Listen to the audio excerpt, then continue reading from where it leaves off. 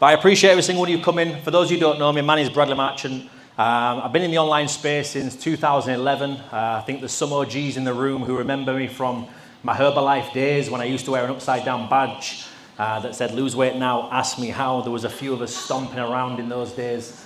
But that's how I got my kind of introduction into the online space. And then come 2017, 2018, a friend of mine showed me trading. So that's what we're all here for. We've got someone playing music on the front. He's bored already with 3 minutes in. Right? If we can't keep off TikTok for a few hours, right, we might have to just dip out now. Okay, are we all good? Magical. Appreciate that. But I got my involvement into the trading space 2017. 2018 was able to quit my job and start doing this full time. And I'm going to be honest, when I got involved in this space, it was tough, right? I should probably tab. Does this go somewhere? Hello? There we go. Got a little bit of movement. This is an upgrade, by the way. Who was at the last event? Jesus, we lost. A few dropped off.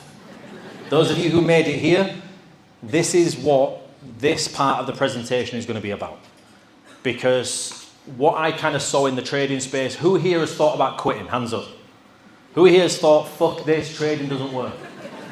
Who here is sick of busting money? Right? That was me. For the best part of 12 to 18 months, I was sick of losing money, but I understood the beauty of trading. I understood the skill set. I understood what you can actually do when it comes to this space. I don't know if there's a delay on my clicker. Do I have to point somewhere, Mr. Clickerman? Why trade? For me, I'd been involved in personal development since 2011. I bought the books, and they were doorstops for 5, 6, 7 years before I actually started to understand what it actually all meant. Who's here into the personal development world? Who here is reading books, listening to audio? Show of hands, who isn't yet? Okay, a few of you, right? And that's completely fine. That's what these are all about, because once I understood the power of what it is that we actually hold within the trading space, the skill set is like no other. I've tried e-commerce, I've tried drop shipping, I've tried every single thing that you can think of to make money. And I'm not saying I failed in them, but as I was in a position where I couldn't seem to get that breakthrough financially. Who here feels like that right now? They may be in a position where they're trying, they're putting in the hours, but for whatever reason, they just can't get that breakthrough to another income bracket or to get that little bit of a break. And that for me is why I really chose trading, because the person that you become along the journey is what makes you successful. I'm going to talk about that a hell of a lot today, because this is what really changed my life. I was reading the books, I was studying Think and Grow Rich, I was coached by Bob Proctor for the best part of 6 years before he passed away, and understanding how we work as human beings is what's going to get you to where you want to be. Up until a few years ago, 3 and a bit years ago, I moved to Marbella. I had 11 businesses that I was doing. I was the guy, imagine this, I'm walking down a harbour with a bag full of Pomeranian dog products and dog toys as a 31-year-old grown-ass adult, giving them to random people who had dogs. Yeah, you're all thinking, what a fucking weirdo. That's what everyone else thought. The tipping point was when I went to a Pomeranian's dog party. I've gone upstairs, I've got dolled up, I'm ready to go. Katie goes, "Where are you going?" It's just someone's birthday party. She's like, "Why am I not involved?" I'm like, it's a Pomeranians, you won't want to come. She's like, "What?" Got there were 26 people there, all with Pomeranians, singing happy birthday to this dog. You picture this at the end of the night. Which one's your dog then? I don't have one. Picture the weird guy in a room that any time you've ever been at an event. That was me. That was the point where I think I realized, and Katie also said, why don't you focus on what it is you enjoy? Who here feels like they've done things in the past where they probably know they shouldn't have done it? Who's got involved in something where they were like, this doesn't feel right. You've maybe gone against your gut. That was me, years and years and years and years and years. And I understood then at that point, right, if I just focus on what it is that I enjoy and I give it the time, that is when I'm going to get to a point where I do what I love. So now we're stood here in front of 700 people. The goal next is 1,500 people, then 3,000, then 5,000, then we're filling stadiums. And you guys are part of this journey. And you're not here by mistake, you're not here by chance, like whether you believe in all the spiritual woo-woo, hippie, kumbaya type of stuff. This is what you're meant to be doing. And before we go into it, first things first, understanding my clicker's not working. Right? This is going to frustrate the living daylights out. It's not working.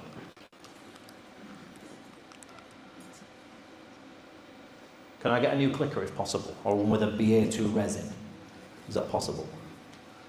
But while we're going into it, the key with this, the first thing you need to do is to remove your emotions. Do not trade with more than you can afford to lose. Who here by show of hands has done this? Traded with more than they can afford to lose? Welcome to trading. You can lose everything you put in. Who here didn't believe that when they put the money in it? Welcome to trading. Right? Then you've got this bit here.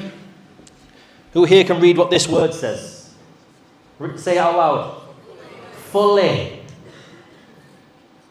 Who here is not an adult in the room? We're all grown-ass adults. We're in full control of what we do. Who here's blamed Wi-Fi? Who here's blamed the lag? Or there was something that happened as to why you've got 76 million trades on and you haven't got a clue anymore what's going on? Who's done that? Show of hands. All right, we've got some liars in the room as well. Okay. Anything we say, where's the cameras? I'm going to look into each one of these.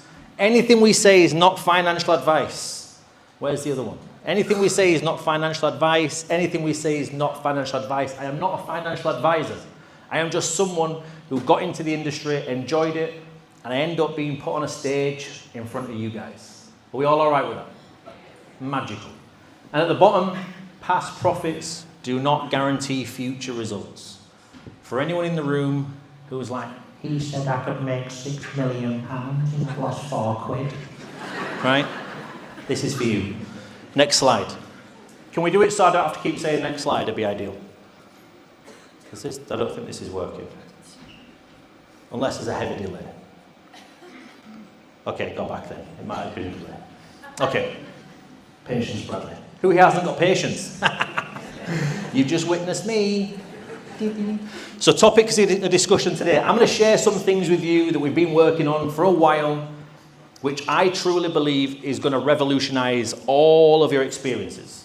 Because there's things that you guys want to go through, you want to get better at. Who here wants to get better at trading? There's an alarming amount of people not raising their hands. Have you just come for the day out?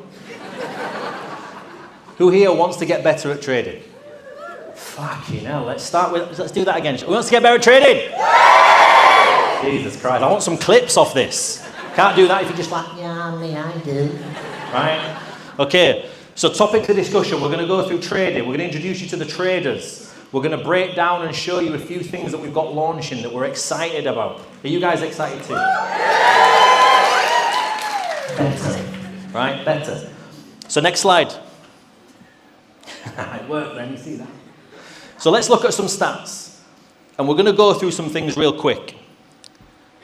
Not so long back, this was the amount of people trading with us. 87 active. See, I didn't press that. That's how I know it's you over there. Caught you then, didn't I? I wasn't ready. I'd not finished. Right?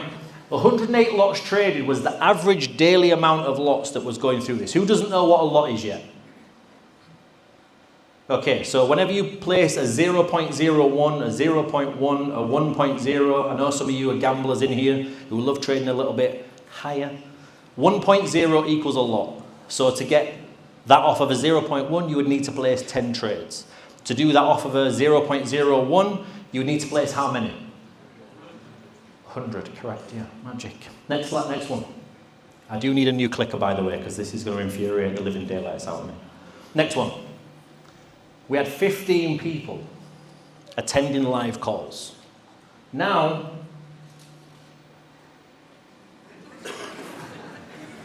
I'm gonna kill myself. I need a new clicker. ASAP, Rocky. I did bring one with me. Now, this is the amount of people day traded. On average, 10,459 people. So what I want you guys to look at in here is, a couple of years ago, this wasn't working. We had 87 people. It's very, very easy to quit, to give up, to think about things. And I want you guys to think of this as we go through it, because now there's 11,287 lots traded per day. We have an average 2,000 to 3,000 people on every single call. So what I want you guys to look at is last year, towards the beginning, we had no events. We had the event in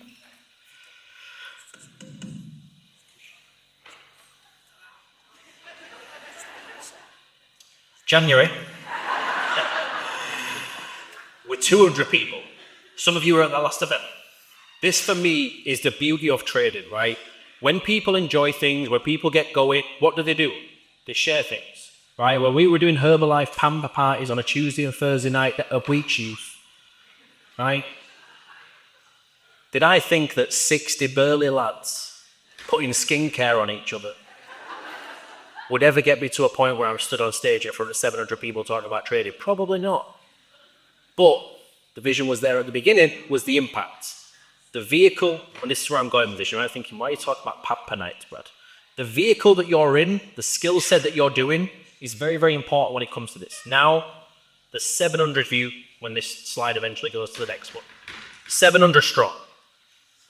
But a lot of the stuff that I want to talk about tonight, I want to give you guys a few tools to help you go to that next level, because it's not just about pressing buy and sell. Does anyone actually believe that just pressing buy or sell is going to get you to the point financially where you want to be? Good. Because this is all about your mindset. It's about how you go through and how you analyze and how you do everything.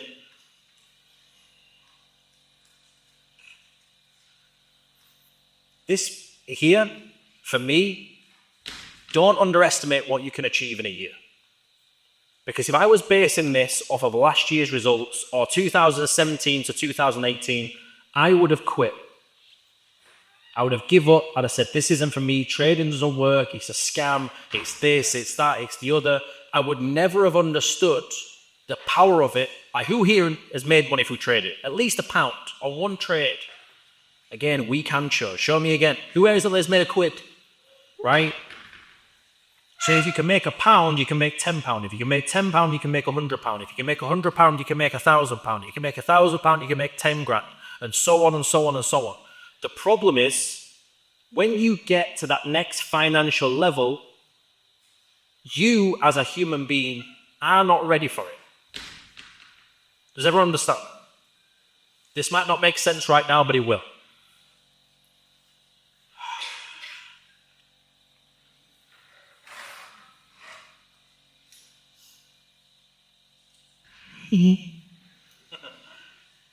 I want you to look at this. Who has not got a notepad with them? Who has got notes on the phone? Right? I want you to start looking at this, because this is the type of stuff that I want you to pay attention to when it comes to you guys growing in this space. Right? Where do you want to be a year from now? Where do you see yourself 1 year from now? Like, start to really pay attention to this. Because this is what I started to really study probably in 2020, 2019. I was introduced to a guy called Bob Proctor in late 2017-18. Completely changed my whole perspective on how I looked at my life. Because I was looking at him from, I don't have any money, my life sucks, I'm constantly getting bills, and that was my reality. That was my day-to-day living that I was in. So you guys who are here to make trading work, to learn the skill set, to grow, to get better, you got to start to look to do this. Because where do you want to be a year from now? How do you want your income to look? How do you want your network to look? This is going to get launched to another place very soon.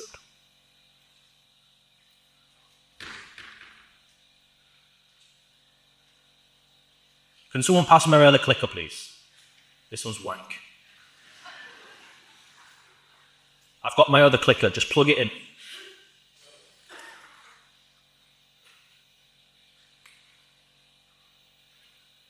I can't keep saying next slide, it's shit.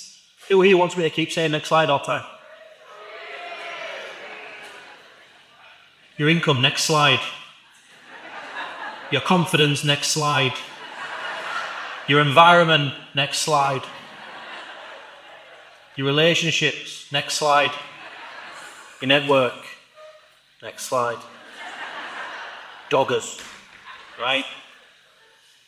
So like when you look at this here, all of that stuff there, in a year's time, how do you visualize where you're going to be? Because what most people don't do day to day, they don't look at that. They're looking at their current position, their current circumstances, their current income, their current job, their current relationship. Who here has still got a 9 to 5? Or a 7 till 7 as most of it is nowadays, right? A lot of you are still working, but we're in that mindset that we hate where we are, we don't like what we're doing.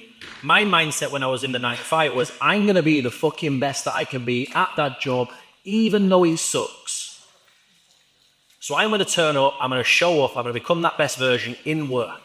I'm the best salesperson in work. I'll be the best closer at what I'm doing. I'll be the best sales performer this week. I'll be the best tea and coffee maker. Whatever it is, whatever your role and your position is right now, do it to the best of your ability. Because if you start to do all of this and you look at where and who and what you need to become, you're going to be in a much different position. You need to make that decision to become that version of you today. And a lot of you won't do this just yet. You'll go away from here, you won't implement what I'm about to say. It won't make much sense. But this is what, as a person, as a human being, as someone who's looking for success, because like for me, the success is what they call it the progressive realization of a worthy ideal. So if you look at someone whose goal was to be a housewife, a stay-at-home mom, a stay-at-home dad, someone was wanting to work as a librarian, if they have achieved that, they're a success. We put so much financial pressure around success. Who here thinks that becoming successful is based around money? And it's okay to say yes to this, by the way, because I did. I thought becoming successful meant that I had to have the FA Spider, the G63, the villa, the this, that, and the other. But in actual fact, none of that is actually true. As long as you're moving towards something and you're getting better, you're going to be in a position in time to come where you're successful in whatever chosen field you aim for. So if we look at the next slide on here, easier way. What are you waiting for? For me, I was waiting for the income. I was waiting for the next level. I was waiting for permission. I was waiting for someone to show me. Really need a new clicker. Back to where I was now. Right. Right, okay. Should we start that bit again? Oh shit, I'm going the wrong way, guys. Fucking hell, you've just seen all sorts. But when we look at what you're waiting for, you might be looking for more money. You might be waiting for permission from a partner, from a spouse, from a friend, from someone around you to give you that all clear that this is okay to do. Who here has maybe had a partner, someone in a relationship with them, that has said to them, oh, you shouldn't do that trading. Show of hands. Right? And this is another layer of complexity. Who here has been waiting for the money to get started? Show of hands. Right? Who here has been waiting for timing? Right? You've been looking at gold tanking through the floor and you've been like, I'm not getting started in that yet. Gold's at all-time highs. I'm not getting started in that yet. Right? There's always going to be something. There's never going to be a right time when it comes to this industry because we're now in a position, and I'm going to talk about this very, very openly, very transparent. Gold is fucked. We trade gold. Nobody is looking at that and saying, can't wait to trade that tomorrow. It just needs someone to like burp and say, up US, Trump, Putin, whatever it is, and something tanks through the floor. Luckily, we've got the traders here today who actually know what they're talking about. I just look at a chart and just go buy or sell. Right? I wait for the trades to come through. I'm doing what you guys are doing. I did, and I was spending 12, 14, 15 hours a day. One of the guys I'm going to introduce you to today, he was actually one of the guys who helped me understand and actually taught me the skill set of trading. And this for me is the beautiful space because once you understand that in this, Most of you are waiting to see the change before they start to change themselves. Like, who here has been to the gym and maybe sacked it off after a day? 2 days, 5 days, a week, a month, however long it is. Big guy up front here's never been in his life. Massive. Right? But for me, after 6 to 8 weeks, a couple of months, you've been consistent, not really telling anyone. And then you start to look and you start to feel and you start to get a few compliments. So people say you're looking good. You're like, oh yeah, you get that little dopamine hit, you get a little rush. So it feeds that next version of you. That for me is how trading feels. Because I'll smash 64 bags of chili heatwave Doritos, 14 bags of prawn cocktail in a night. And I'll sit there in a few weeks' time and wonder why, oh God, this doesn't fit. Trading is the same. You can go through a phase of being consistent, being disciplined, but the money isn't enough. Who here in this room has doubled their account from 300 to 600 at least once? Right? Who withdraw? Hey, we've got a few withdrawers in the room. Big up. Right? If that 300 to 600 was 300 to 600,000, who here agrees that the feeling that you would have off of that would be a little bit better? Hands up. Why is that? Because it's more money, right? But you've still done 100% growth on an account, which we all know we're over leveraging, over trading, right? That's fine. But then we don't address the emotions, the feelings, and everything else behind that. For me, when it came to trading, I could take, and I've just done it again, I've just taken a £1,000 account to 48,000 in 3 weeks. Don't clap, I'm over leveraging like fuck. Full punt. But I'm okay losing that money. Some of you in here are treating that account full punt, and you can't afford to put nappies on Bambino. You can't afford to pay the lecky bill. You can't afford to put fuel in the car. So we end up in a position with trading where we're disciplined in life over here, we're super regimented, we're tracking everything down to a T, but then over in trading, it's like the gloves are off.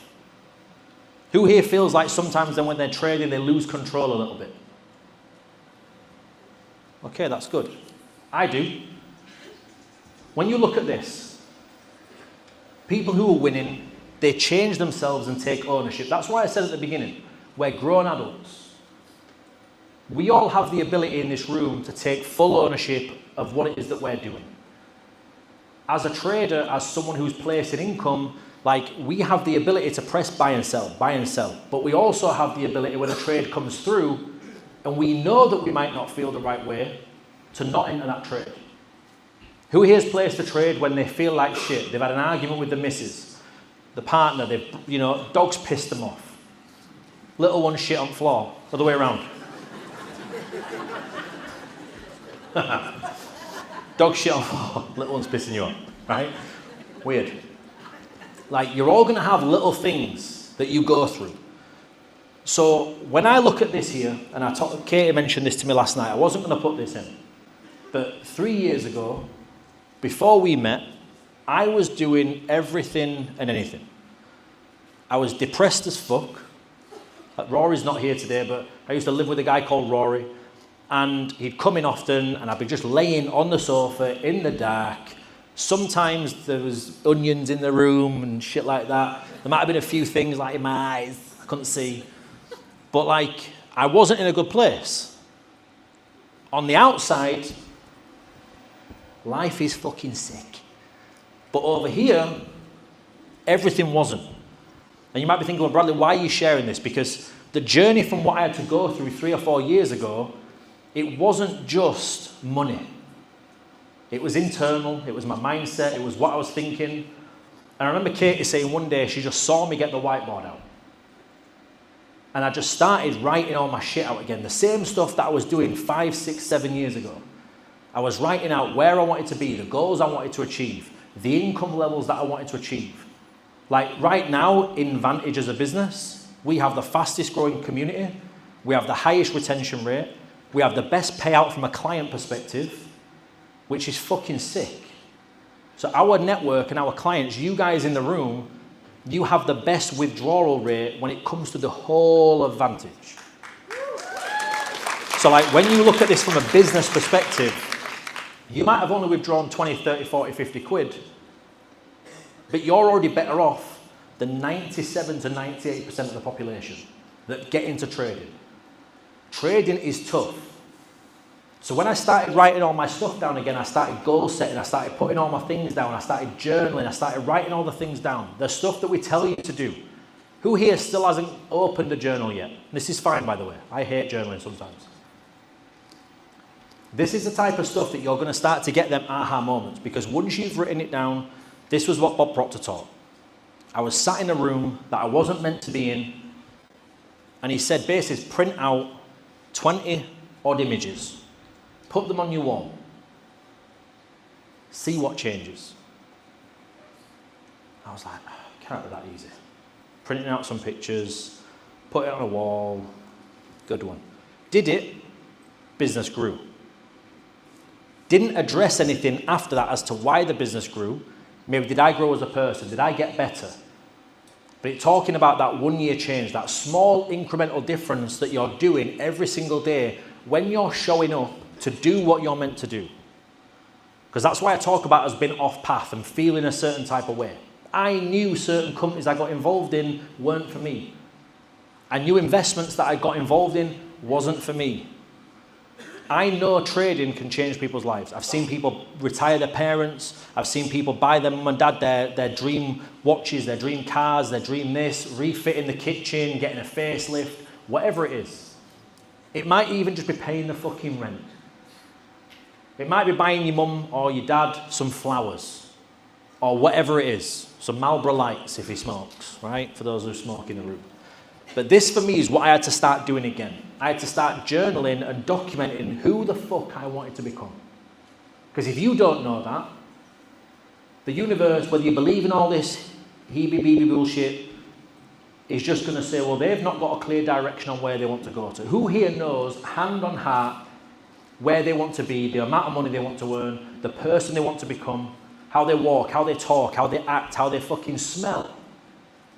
This might sound super weird, but when I used to go to events, I would sit next to someone who was rich. Who sat next to someone who's got money? They smell a little bit different. Just a little bit. Not being that weirdo, like, right? But they smell ever so slightly different. It might be the cologne. It might be what they wash their body or their hair in. But I used to sit next to a guy, and I'll never forget it. I used to went, man, what are you wearing, washing in, bathing in? I don't know, but you smell good. And he was like, money. And I was like, I like that. Could do with some more of it. Then as I got to know him, I found out the colognes that he was wearing, this, that, and the other, and I was like, man, like it's 1,100 quid a bottle, 1,300 quid just for some shampoo. He had no hair. Legit.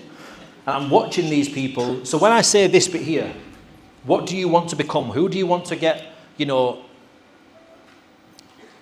do you want to be when you walk into a room? What do you want people to think of you? How do you walk? How do you talk? How do you shake hands? How do you introduce yourself? All of this other stuff. Who here sat thinking, Bradley, what's this got to do with trading? Honestly, show your hands. Right? Trading is 1% of the game. If you can master how you are as a human being in this physical entity, you will master everything else that you're doing. Because becoming successful isn't placing trades. Becoming successful isn't watching that little blue number finally come into profit after you've held it for 7,000 pips in drawdown. Who's done that? Held it for 19 million years in drawdown. The moment that it comes into profit, not getting me. And it flies to TP 7 million, and then you're in support going, close the break even because you told us to. No, it stop loss 17 trades ago, and you've been holding it, right? But all of this stuff here, 1% of this game is trading. 1% of it is pressing buy and sell. The other 99% is how you think, speak, act, talk, walk, how you show up as a person. So like for me personally, when I started to look at the success side of things, and I'm going to explain now. There was a guy who said to me, he'll show up in a custom suit with a watch on. He doesn't need to tell you he's got money. It's the way that he presents himself. So if you walk into a room and you're looking, walking, talking, acting, thinking broke, how do you think every other aspect of your life's going to be? Broke, right? And I always say to people, like, you're not broke financially. Because some of you have money in here. Some of you have got like an abundance of it. In fact, we all do. We've just not tapped into that yet. So this segment here is all for you guys to understand that you're a couple of small incremental decisions away from becoming that best version of yourself.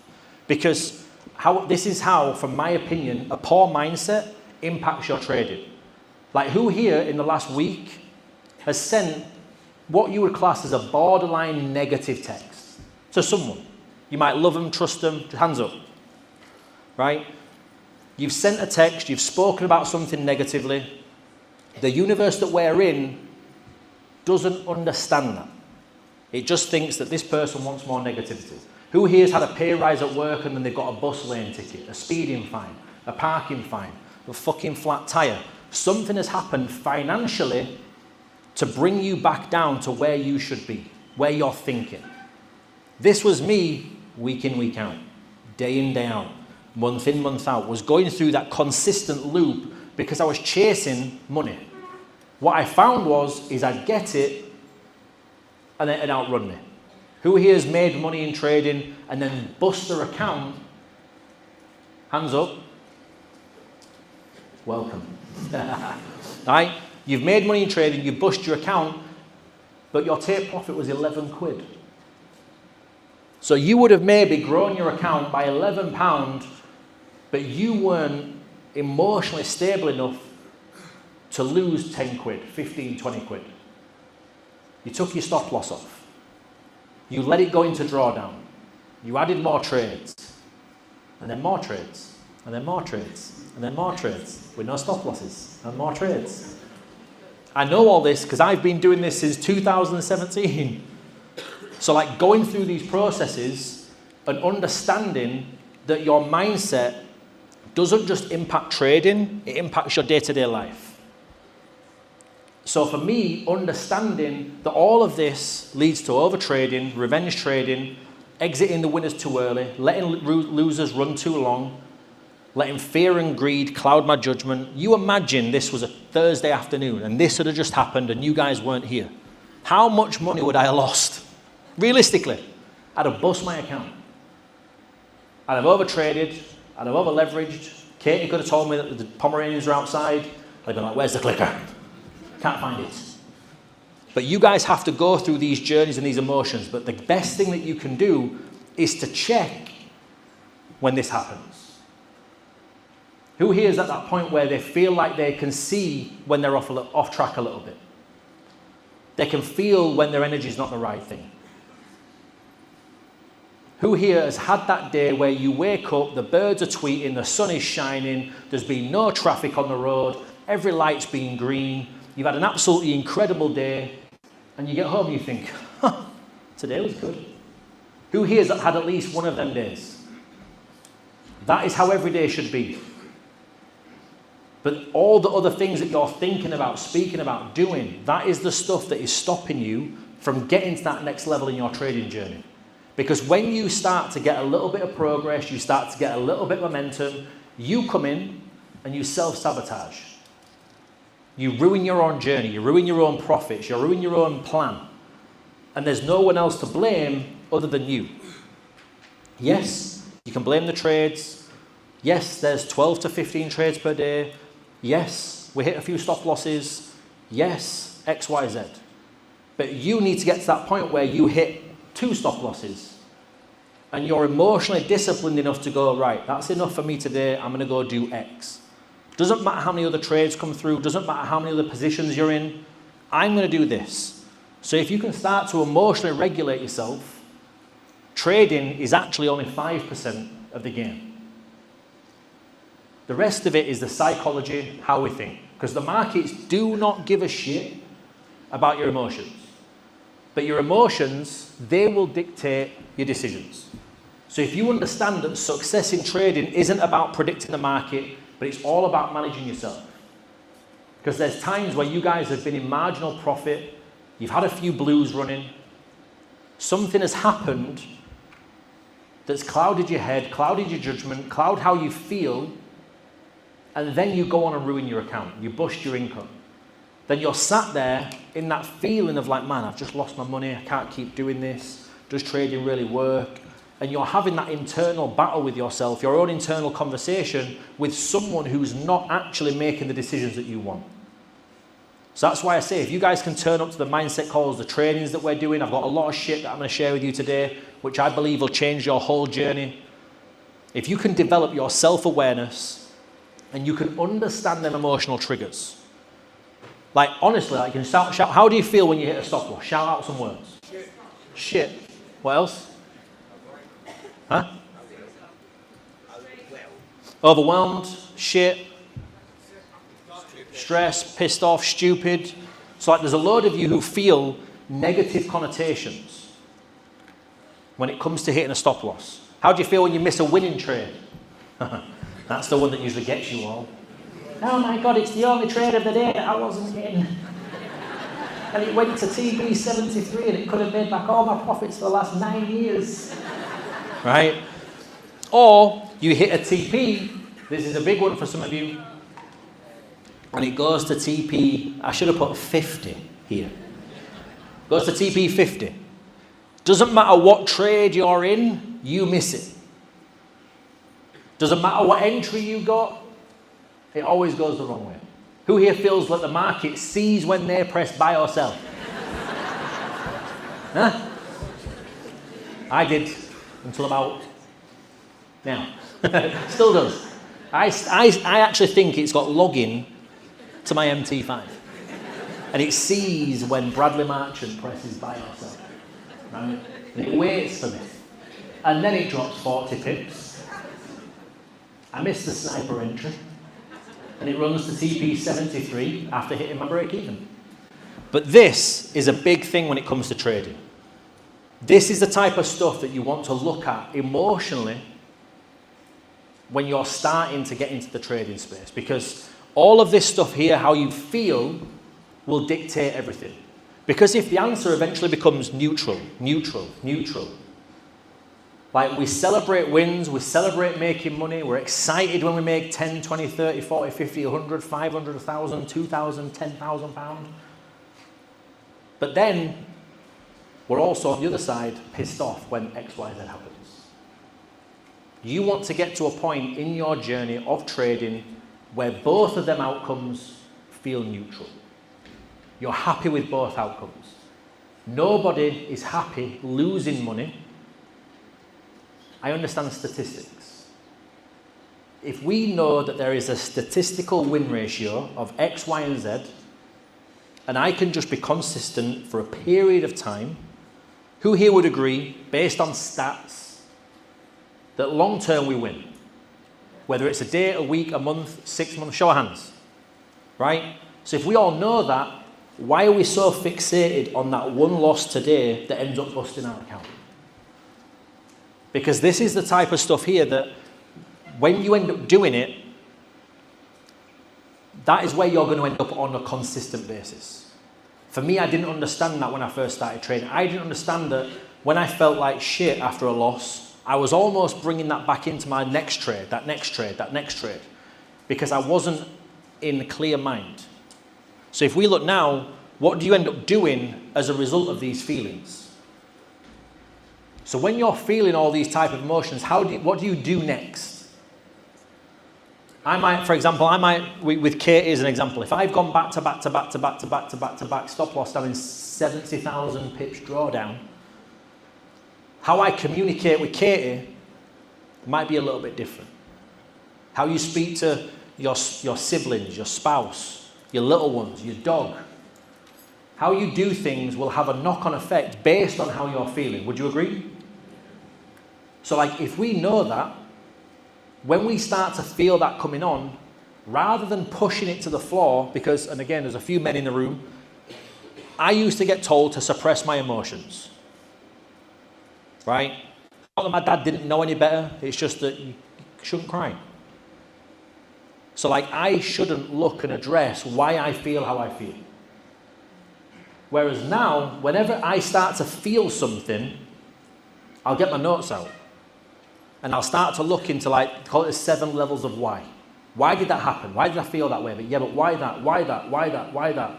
And I'll eventually get to the root cause of it, that my granddad was a gambling addict when I was 3, and I used to watch him eat ham and mustard sandwiches before he went to the casino and spunk loads of money. So some of you have got such deep-rooted things within inside of your system that you don't know that the things that you're doing today is an effect of 10, 20, 30, 40, 50 years ago for some of you, of maybe trauma, past things that you've grown up with, things that your parents have said to you. So if we start to rewrite and rewire how we think, how we feel, how we act, how our narrative is of money, who here would agree, by show of hands, that you're going to start to feel and do things a little bit differently if you know why? Right? This, for me, is what Bob Proctor used to teach to a T. He would get you to rewire your subconscious mind, how you think, how you speak, how you act, how you talk, how you walk, how you do all of the basic things. Have any, like, this is going to sound super strange. Have you ever tried focusing on your breathing? The more you try and breathe, the harder it becomes. Weirdly. The more you focus on like left step, left step, you've got to overthink things. Our bodies are designed to perfection to be able to move and operate in certain ways. You can cut open my arms, my legs, my limbs, anything, and I'll be able to tell you to the molecular structure why my hand does that, why my arm does that, why my knee can bend, why my toes can move, why my lungs do X, why my heart pumps from A to B. You can't tell me, and nobody in this room can tell us how we think, or why we think how we think. That for me is fascinating, wouldn't you agree? So if we understand how to regulate emotions, how we think, how we speak, how we act, and we can master this, everything else is a walk in the park.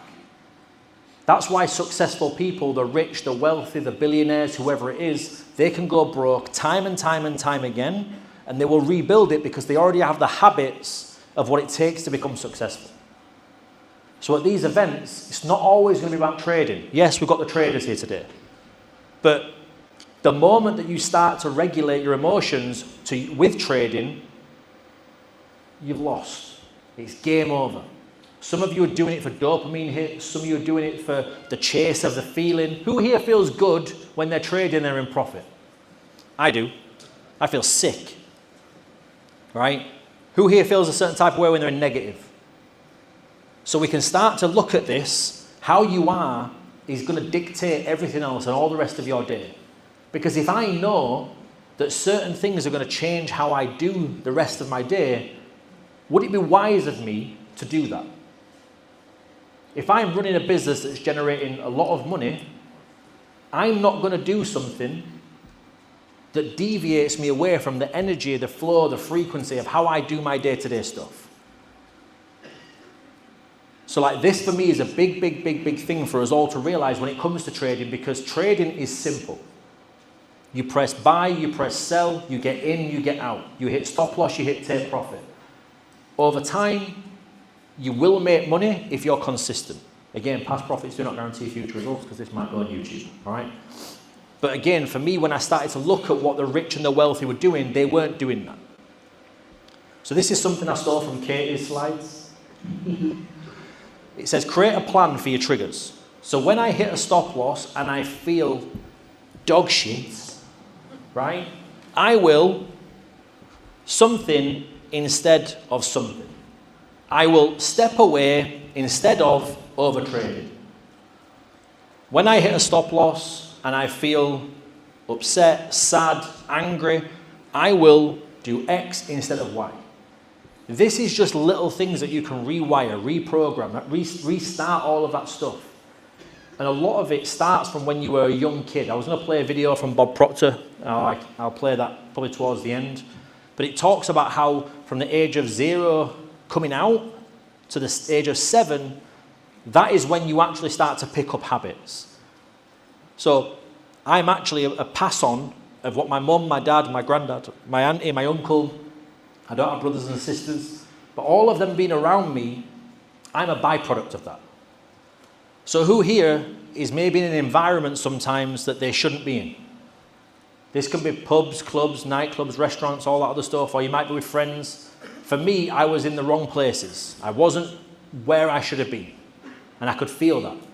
So if we know that all these triggers are going to affect my day, this is where we need to look at building a resilient trading mindset.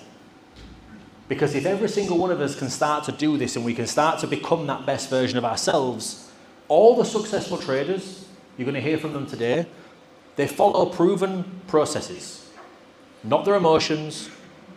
They embrace discipline and consistency over impulsiveness. They view losses as lessons, not failures.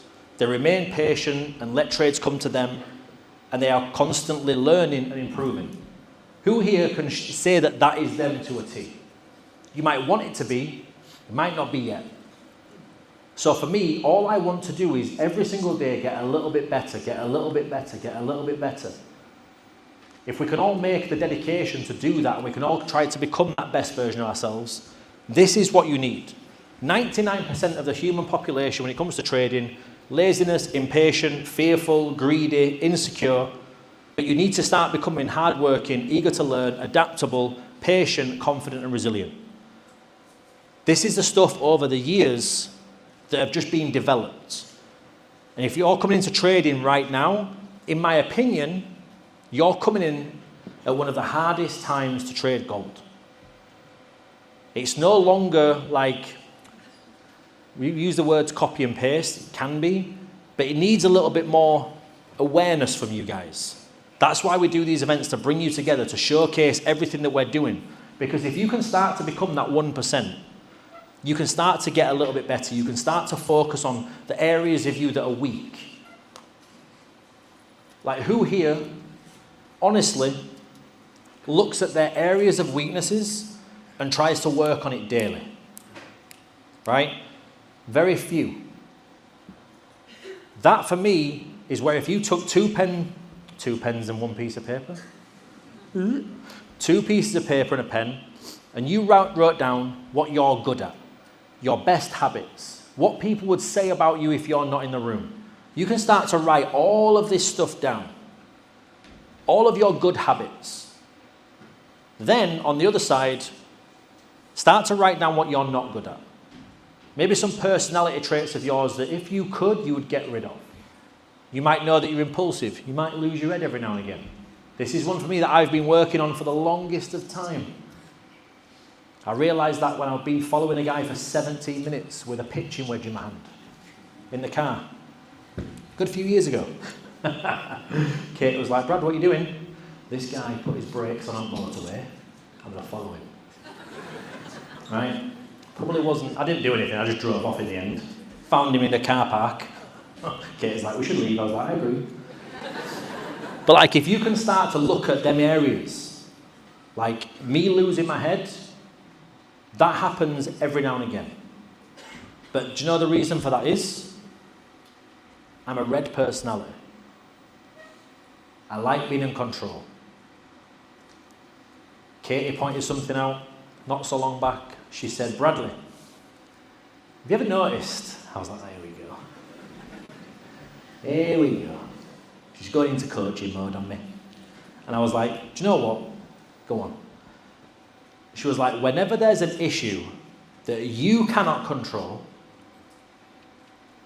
it's easier for you to get angry, rise and step above it, and take control. And I was like, she's fucking right. I was like, she's right. Because there was times where I used to get angry over such simple things. But it's because I wasn't in control. All of my life, I've always had that perspective that I need to be the best. I need to be the best leader. I need to be the best friend. I need to be the best person in a relationship. I need to be the best companion. I need to be the best at this. And then when I don't meet them expectations from other people or other things happen in day-to-day life, it angers me or makes me feel a certain type of way. And you might be thinking, oh, brother, this has nothing to do with trading. It has everything to do with it. Because then all of the emotions that I feel when that happens on a day-to-day basis, do you think my trading's on point? Do you think how I like apply myself in meetings is on point at that point? No. Everything else goes out of the window because I've got pissed off over a little bit of fucking plastic with a battery in it. I look at that. That's stupid. Would you agree? Right? 700 of you, and whoever watches on YouTube, has just watched me lose my shit over a clicker, storm off stage, and demand a new clicker. If that was on a Monday to Friday, I'd have been deep, going the wrong way on trading, or hopefully it'd have gone the right way. But all I'm trying to do, day to day, I'm so excited to share some stuff with you guys today because we've been working at the back end for a good while now. I'm excited to share it with you all because this is something that it'll take the whole network, the whole community to another level. I'm not going to share it just yet. Bugger off. Right. This here, who here has been on a losing streak before? This week, yeah? All right. I thought you were going to say the last few years. I was like, no, we're all right. It's only a week. Right. My longest losing streak when it came to trading was 16 days on the bounce. 126 back-to-back trades. At this point, I was Googling local bridges. Back in the day. 2018, 17, 18. I bust every penny I've got. Split up with X. Back at home. Mum's asking me if I want food. I'm about 42 grand in right now. No thanks, Mum. I don't want a crisp sandwich at 11:13 a.m. I'm good. At this point, trading is shit. I've got no more money in my overdraft to put in. The last trade of this is where, again, the mindset element comes in. I had 42,800 and something in an account. That had taken from 300 quid, 400 quid, in 5 weeks. So we all know that how we got there. It wasn't by using perfect risk management. I'll tell you that much. But at the end of it, I closed all trades, went for a long week, came back, and Dow Jones, is what I was trading back then for some reason, dropped like a bazillion points. I was stacking sells until the cows came home, hoping that new all-time high that got broken, it couldn't be the top. It had to drop. Who here's felt like that, where they're selling or buying, and it has to go the opposite way? It has to.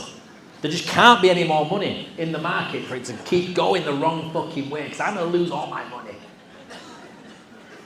I manually closed every trade, went to the toilet, came back. Had I have held them trades 7 more minutes, I'd have made about 300 grand. Should have took the crisp sandwich off my mum, should 300 odd grand. Easy. That there was the turning point. There has to be an emotional time or feeling where you realise, I can't keep doing what I'm doing. Some of you are putting money in that you don't give a shit about. You're putting 250 quid in, and then you're wondering why that lost. You're putting 500 quid in, you're wondering why that's getting blown. It's because your financial thermostat and how you feel towards money has zero respect to that money that you just put in. Does that make sense? Make sense? Okay. So if you start to look at money a little bit differently and you start to understand the dynamic of it, had I have just been patient here and not lost my lid, not being like, oh, fuck this, I can't lose all my money. I think I had 800 and something pound in my account by the end of it. If I'd have been patient 7 more minutes, I'd have made 300 odd grand. Some of you in the room, you're so close to having breakthroughs. You're so close to having that next level income, but the karmic cycle keeps coming round full circle, and you're making the decisions, right, I'm going to get started in trading because I know that it's a skill set I can make money from. The universe goes, good. You follow the trades for a little while. Good. You make some profit. Oh, good. You withdraw a little bit. Good. The universe is watching you make all of the progress that you said you were going to do. Who here has said things and not stuck through with it? They've said they were going to be somewhere, do something. They said they were going to stick to a trading plan and they didn't. Hands up. Right? What will happen eventually is the universe will let you get so far and it'll smash you back over there as quickly as you can. That's what happened with me. There is no way on God's green earth that I should have taken a £300 account to 42k with the level of discipline of money that I had. So whatever this is that we live in, it just said, hey, listen, you don't deserve that, start again. So I'm back down here, 2019, start to make progress, back. 2020, start to make progress, back. 2021, 2022, 2023. Eventually, I start doing what I say I'm going to do. I start following a system. I start following my own plan. I start following a blueprint. I start following the right things. So eventually, the mindset that I develop along the way is what allows us to become that best version of ourselves. So if we look at this, and you start to look at losing streaks, or like Ben said there, he's been on it a week, pause and reflect, avoid revenge trading, review your trades. Some of you never look at your trades again once they've closed. You don't look at why it went break even. You don't look at why or where the trade went. Did it hit TP5? You were aiming for TP4. What would have happened if you'd have just put TP3 that week? If you did TP2 that week? Some of you were aiming for the home runs, the slam dunks, TP 96 million, but you don't have the emotional discipline to hold that trade. So people say, yeah, but Brad, like, your stop loss is 80 to 100 pips, and like, if you hit TP1, like, if you lose one trade, yeah, you do. If you lose one trade, it'll bust a few if you only hit TP1. But this is the beauty of trading. Our trades could go to TP4, 5, 6, 7, 8, 9, 10. But if you're not disciplined enough to hold that profit, it don't fucking matter. Them trades could go to TP10, TP20 as much as they want. You're going to close when it gets back into a little bit of profit because there is something that you've not addressed yet. Does that make sense? So from a trading journey, you've got to look at where you are, whereabouts you're going with it, how you feel when you're trading. Because all of it is that, it's internal. It's very easy to project when you're not feeling the best. It's very easy to put your pressure and how you feel onto other people when you've bust your account, when you've over leveraged, when you've over traded. So for me, the big thing in this game is that you have to accept the uncertainty. For me, being a red personality who loves to control things, who loves, being in like the leadership role, this is very difficult in this industry. Because I'll be honest, I ain't got a fucking clue what's going on 99% of the time. I'm taking the same trades as you.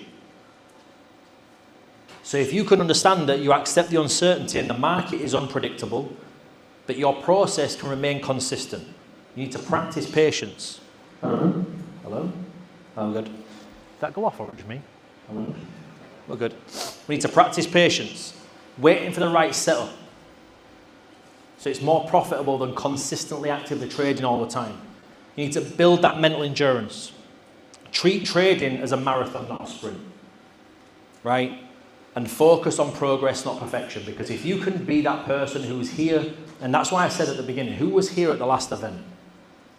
Right? Hands up again. Just show of hands. About right. When I used to go to the Bob Proctor events, after about 2 years, I was like, man, this guy is milking the living daylights out of it. Every event, every seminar was the same. Verbatim. He might as well have had a hologram from the last event and just pressed play, and he could have kicked his little feet up and chilled. He did have tiny feet, to be fair. The reason that we do this over and over and over again is because at the next event, some of you won't be here. But also at the next event, some of you need to rehear this because you won't have implemented it. Some of you need to re-see it and re-feel it again to understand how far you've come. Does that make sense? So like with this type of stuff, this is what like some of my biggest takeaways were when we used to do the Bob Proctor stuff, because they used to sit and say, I'd be like, man, I remember one day saying like, can I ask you a question? He went, yeah. I'm like, why do you say the same thing at every event? He's like, the room gets smaller by people who were here before and new people fill it up. He said, so were you here last time? I said, yes. He's like, right, okay. Look around. The room was about 1,400 deep. He's like, how many do you think here are repeat offenders? I was like, whoa, not sure about that. He's like, 3 to 5%. Re-attend events. Because people want to go somewhere, extract the information, they expect it to work, they don't implement, and then they don't get the results. So they'll never go again because that seminar to them wasn't worth X. But if you can understand in this, that if you can come to the next event, and you've done what they say today, who here would agree by show of hands they'll be in a better financial position? Hopefully. Because I was that guy going from event to event, not implementing anything. And he was like, Brad, have you done what I said at the last event? Yeah, I've been super busy. I've got work, had an extra deadline, and this, that, and the other. I had a sales thing that I need to do, and you know, my dog did this, and no one cares. You went to somewhere to extract the information, you didn't implement it. So with this, if you can focus on progress day in, day out, week in, week out, month in, month out, the next event, when all of you are here, some are going to be off, the room just moves forward, and the new people sit a little bit further at the back. I'm now going to introduce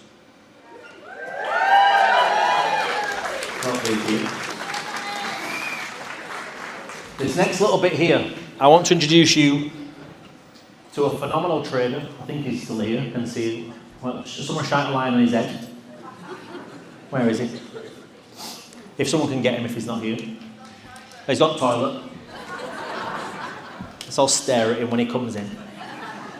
But this guy here, someone that I got connected with a good few years ago now, phenomenal trader, and at the beginning, guess what he is as well? He's a very red personality too, right? So the butting of heads was high at the beginning, and we've got to a point now where within the trading space, I think the biggest thing in this game is consistency, being on top of the markets, being in the flow of the direction of where we're going with trading. And one thing that I see over and over and over and over and over again is if you guys are in the right direction of the trade, would you agree it makes it a little bit easier to make profit? Yeah. Right? Makes it a little bit easier to get a little bit of a better edge in the space. But what I want to do is introduce Matthew. Is he here now? He's back from having a wee, guys. We're back. Okay, guys. Matthew, if you want to come to the stage with us. Fucking hell, he got a better audition than I did. That's good.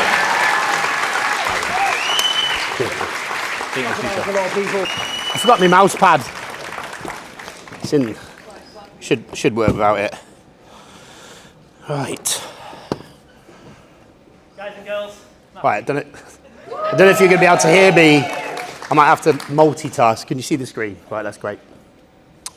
So before I start and show you what is actually going on in the markets and what the strategy is based on, I'll just give you a little bit of a history of how I came to using the system that I do.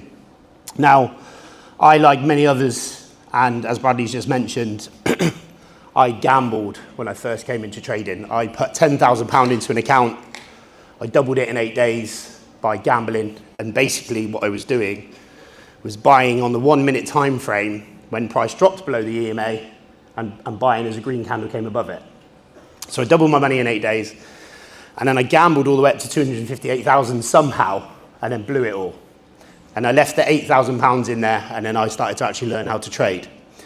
Now, one thing I noticed when I would go to any Forex course or beginner's trading course is the statement that they made on the bottom of the page. And the statement dictates 95% of people lose money. Everyone seen that? Hands up if you've seen that. Well, to me, that tells me everything you need to know about those courses and that trading style, right? Because it means 95% of people have learnt to trade wrong. Now, I believe that if you go onto Google and you type beginner Forex course, you'll get any number of geometric patterns and shapes that show you will make you believe and give you a short, sharp shot of endorphins. And that is what makes people think that they can trade, right? Now, the reality is, to be able to learn to trade the most efficiently at least, is we need to understand why price is moving. It's not what it looks like, because all of that is just noise. We need to understand why. And to look at the why, we need to understand who moves price. Anybody know who moves price? Correct. The banks and institutions are the one that move price. Now, they don't just move price here and there. Essentially, every single candle that you see is manipulation. I'll go over some bits in a minute and you'll see spikes here and spikes there, and you'll think that that's manipulation. Every single candle that you see is actually manipulation in some way or another. It's drawn in a certain way to make you believe that certain things are happening and they're not.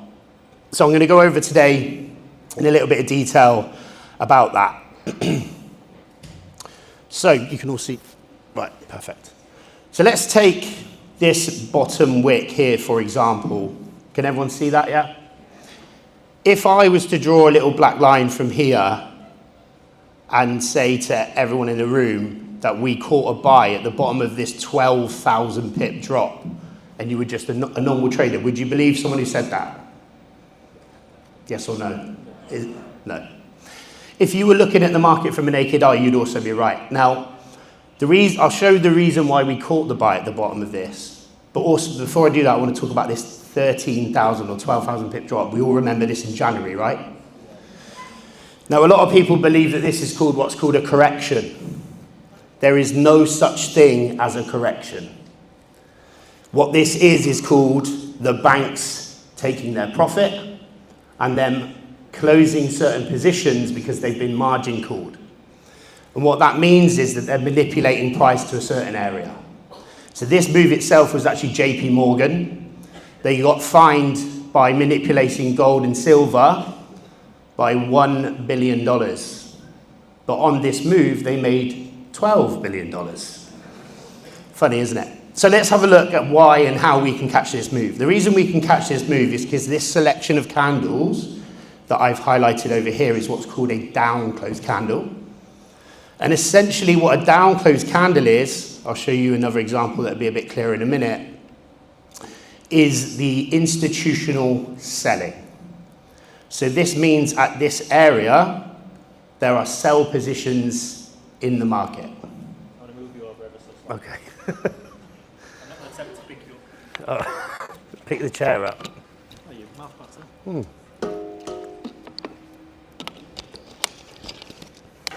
A proper event would have a microphone on my lapel, wouldn't it?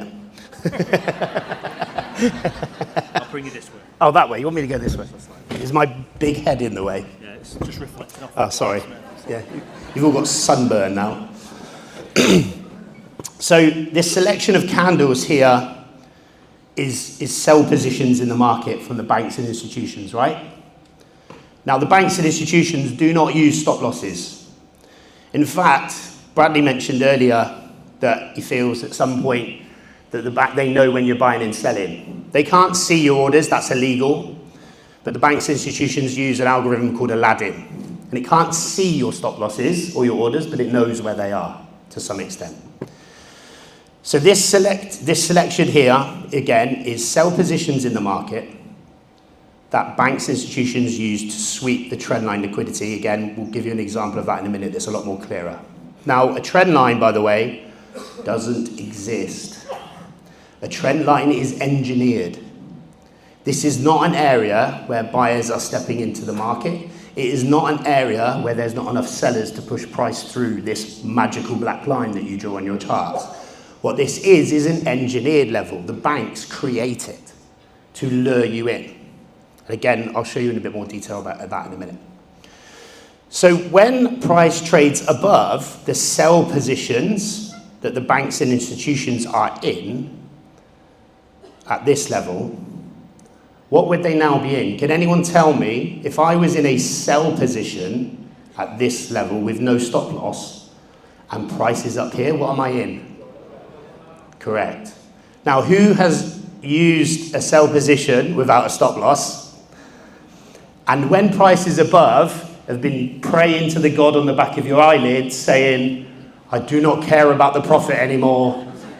Just take it back to that level and I'll close it out. Hands up. Thank you. Thankfully for the banks, they do not care, they do not panic, they do not need to pray because they control price, right? So what they do is they manipulate price back to that area. And the reason they do that, and the reason why price moves from point A to point B, is because they're coming back to close those opposing positions. And when they come back to the open of the starting of the selling, that would be break even. We can all understand that, right?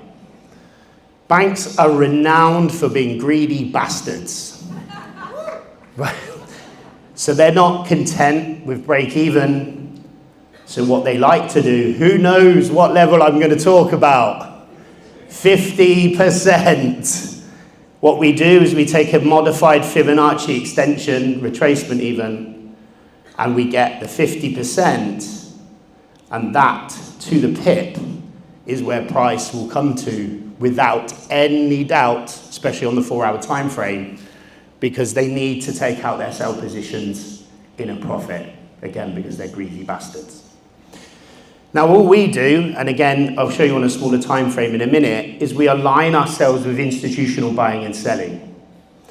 And what this is here is where JP Morgan manipulated price. They came right back down to the 50%. At the 50%, they closed their sell positions, which is going to automatically cause a move in the opposite direction because now there's increased demand, and they immediately buy at that point as well. And that is why we get the catch of the bottom to the absolute pip. That's important to point out that we don't always catch the bottom perfectly. Sometimes there are zones in between that. But all we can do is make sure we align with our plan, with our strategy, and we execute without any fear whatsoever. Because what we all need to start understanding is it should not be you that decides to trade. Because of a couple of the emotions that Bradley's talked about earlier, we're all shit at it if we do. Right? We need a system in place. We need a mechanical system that decides, am I going to trade today? Because it's no good for us to make our own decisions because of all the other neurological things that are going on when we place a trade because of our psychological and emotional attachment to money, at least until you master it. So I'm now going to talk to you a little bit about the opposite direction. Now imagine if I said to you that not only did we catch the bottom of this 12,000 pip drop, that in fact we caught the take profit of 10,000 pips in the opposite direction to the pip. It's almost impossible, right? If you were looking at the chart through a naked eye.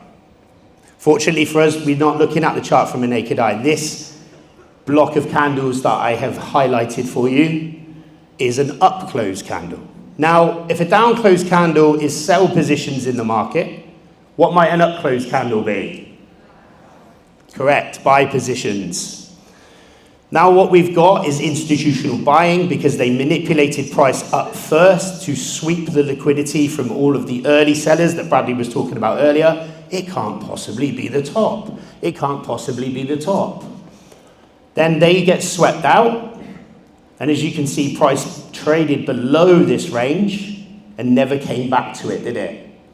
Which means the drawdown for the banks is now on buy positions. And therefore, especially on the 4-hour time frame, which is one of the strongest time frames that we use for bias, by the way, in directional trading, of course, it's the 50%. I was hoping a load of you would have said it then. It would look much better. Yeah. It would be the 50%. Right. Of course, we traded from one part of the 50% of the down close candle for a 10,000 pip TP, which, by the way, we like to share these in advance, all the way up to the 50% of the up close candle. Now, let me show you on a lower time frame just exactly what I'm talking about, and then I'm going to talk about fair value gaps as well. So when we talk about a down close candle again, and I talk about the sweep of liquidity, I wanted to show you that in a bit more depth. So as you can see on the charts here, we've got, what would this be called, anyone? Anyone? Support. Great, support. Support and resistance does not exist. It exists only because the banks and the institutions want you to believe it exists.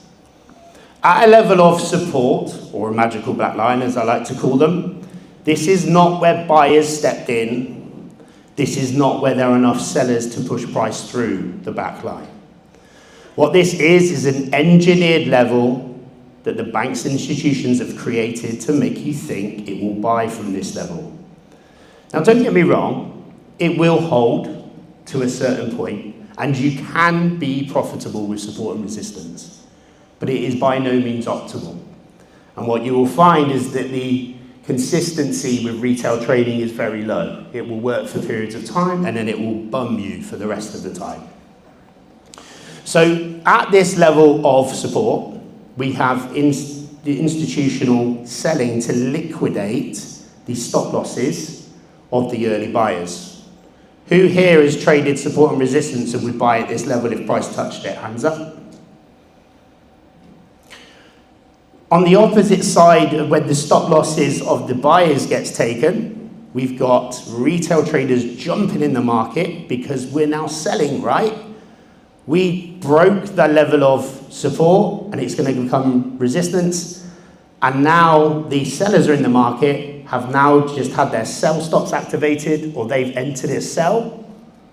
And look what's happened. The institutions have taken those stop losses as well. Is that all making sense so far? Great. So now I know that this move was institutional money for two reasons. The first reason, because no amount of retail trading moves price in this aggressive manner. And the second reason is because the idea and the agenda behind this cluster of candles, the agenda was to sweep liquidity. It was to run the liquidity of the retail traders. Then, of course, we have a trade above, which now automatically means that this is confirmation for me that it is indeed a down close candle. And all we are now waiting for is the correct. Now, as you can see, without a doubt, if I just line everything up absolutely perfect, because it is so ridiculously powerful, this system, I just want you to show that again, we traded above. The banks are now like, shit, we're in drawdown. We need to bring price back down because we need to tap those positions out. We don't want to be in drawdown if we're going to push price up. And therefore, of course, price comes down to the 50%. And then that's where we would execute our buy position in the market, along with the institutional buying. Now again, on the flip side of that, now we need to understand where is our trade going? Where is the target?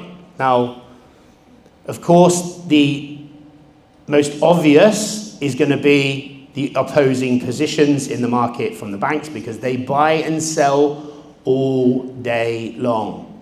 Anyone that tells you that you can only take 3 or 4 trades a week does not understand the market properly. Institutional money is flowing in and out of this and at a rate you could not possibly understand. The Forex market itself trades $7 trillion per day. That is more than crypto, indices, indexes, all combined. So if we look at the opposing positions, of course, we've got an up-close candle again. The reason we know that is because we've got a level of support. A magical black line again, that is not because sellers are jumping in the market here or that the buyers aren't strong enough to push price through it. It is because the banks engineered this level. They manipulated price on purpose to make you all believe that if I trade from this level, I'm going to have a successful trade. So what do we have at a level of resistance, of course, is sellers, right? We have sellers jumping in the market, putting their stop loss above the level. And as you can see here, price obviously liquidated them very aggressively. On the flip side of that, we now are buying because we've broken that level of resistance. So people are hoping for a break and a retest, or maybe they trade the breakout. And of course, they insert their buy stops, or they just enter a manual buy. And of course, they give them a small piece of the pie to induce more buying. FOMOing into the market. Who's done that? Hands up if you FOMO'd when you see a big green candle. Myself years ago. And this is what happens. You get a small piece of the pie, you start jumping up and down, and then you get liquidated very, very quickly. So now I can understand that this is institutional money in the market. And of course, price is traded below this level.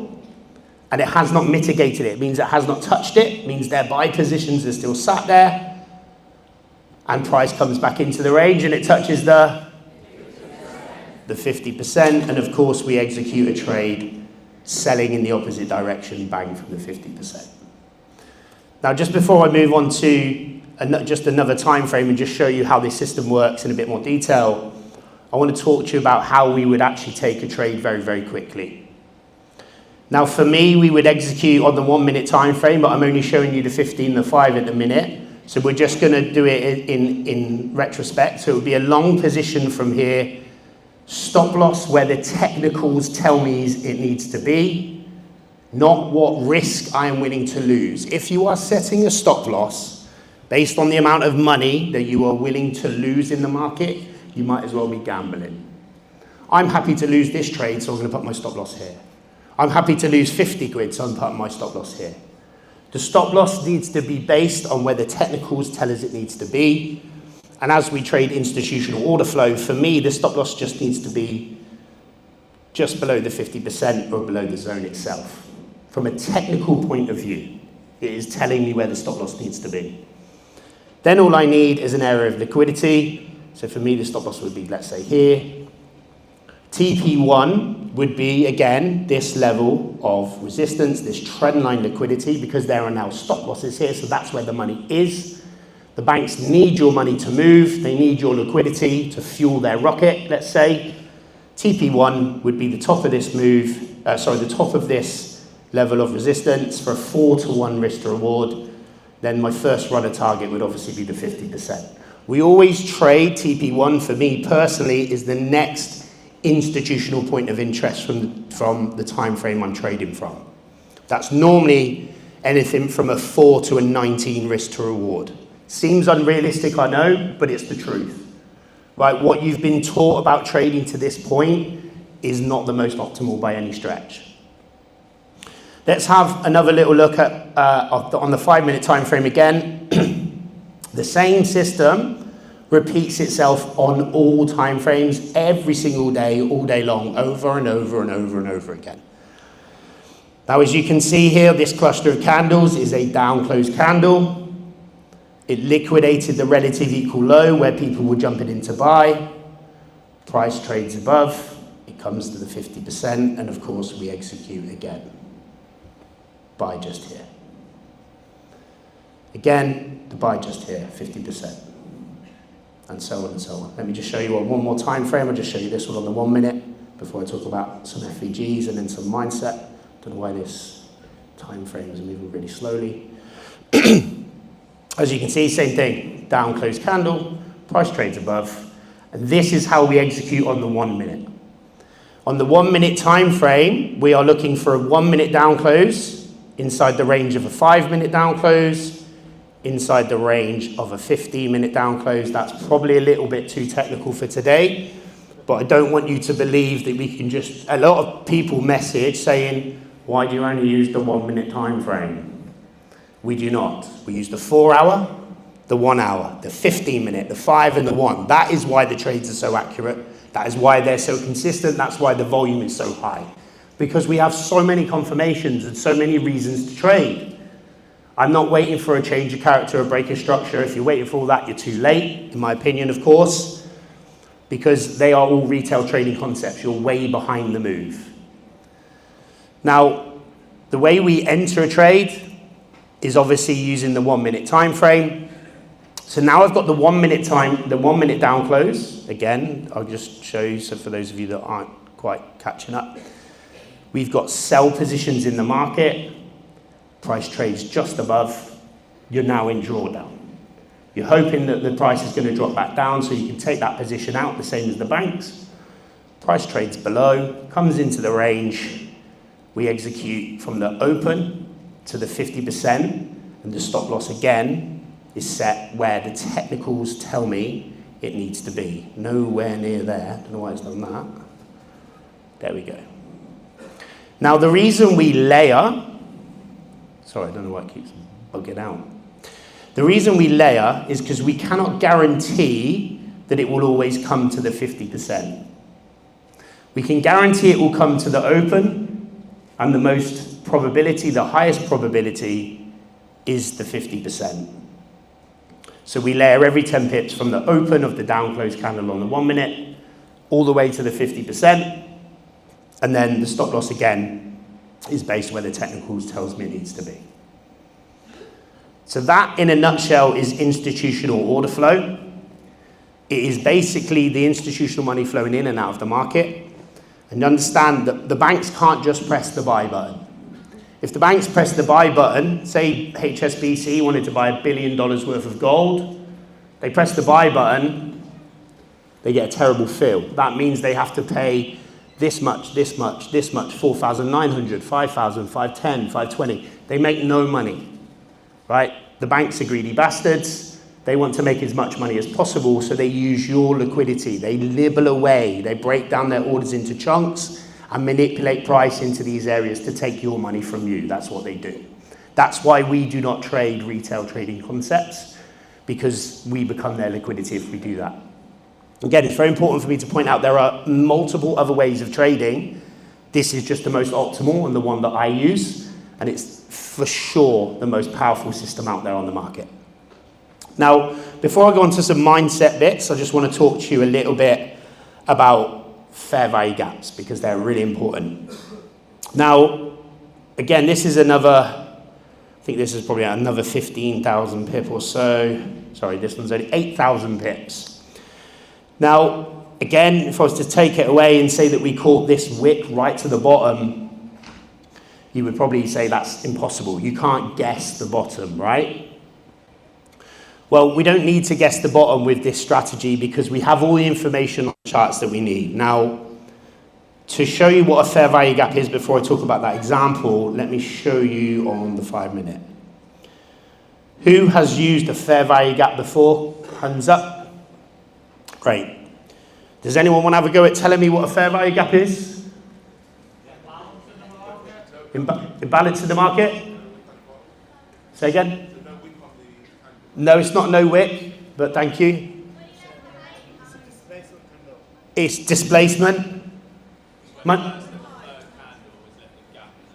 That's exactly what that's the answer I was looking for. That's the answer I was looking for, because it's what everyone thinks. But it's the perfect answer. It's 3 gaps in the market. Now, sorry, what was your name? Joe, could you tell me why there's a fair value gap there, though? Great, perfect. That's exactly my point, right? We all know what something looks like, but with this strategy, it's not about understanding what it looks like. It's about understanding what's the agenda, right? Why is there a gap in those 3 candles? The reason that there's a gap in the 3 candles that you see, and again, Joe, that's a perfect answer, is not necessarily imbalance, although it is sort of. It's basically where there are people waiting to buy. The reason why price comes back to it, though, is actually more important for us. Because an FVG, a fair value gap, is exactly as it sounds, it's fair value. Now, let's say, for example, I'm a car dealer. I go in to buy a Land Rover from somebody. I get a quote on the Monday for 10K. I go back on the Friday to pick the car up, and he tells me the value of Land Rovers has gone through the roof and it's now 20K. Would I buy the Land Rover? No. I would probably wait for price to be more fair. So the reason that price comes back to a fair value gap is not imbalance. It is not because there's orders waiting to be filled. It is because the banks are greedy bastards and they want you in the market with them. So now they manipulate price to an area where they know you will buy, but they let you in because they now need you.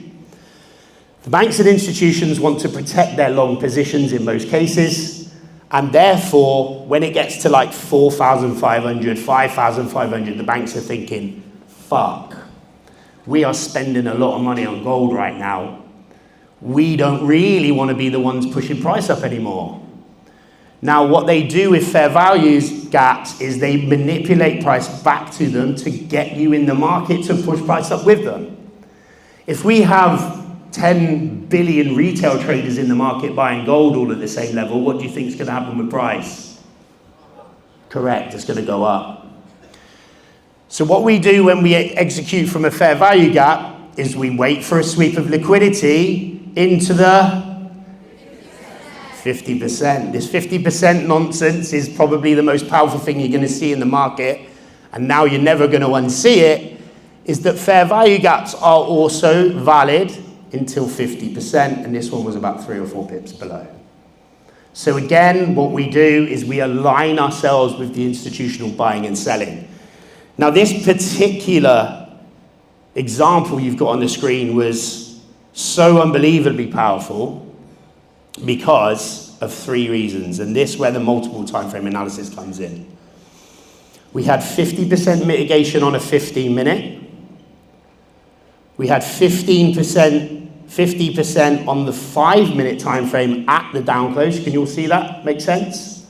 But we also had 50% of the fair value gap. So this is now a trade. We actually took this one last week. This was a crazy trade, a couple of thousand pips with a 20 pip stop loss. Because at this level, when we have that level of confirmation, all I need to know is if the bank is buying from this point, then I want to be in with them. And if they are not, then I do not want any part of that trade anyway. And we just use a tiny stop loss just below the zone because there's 3 50% there. It can't possibly be coming down if the banks aren't buying. If the banks aren't buying, do I want to be in the market? No, because I trade institutional order flow.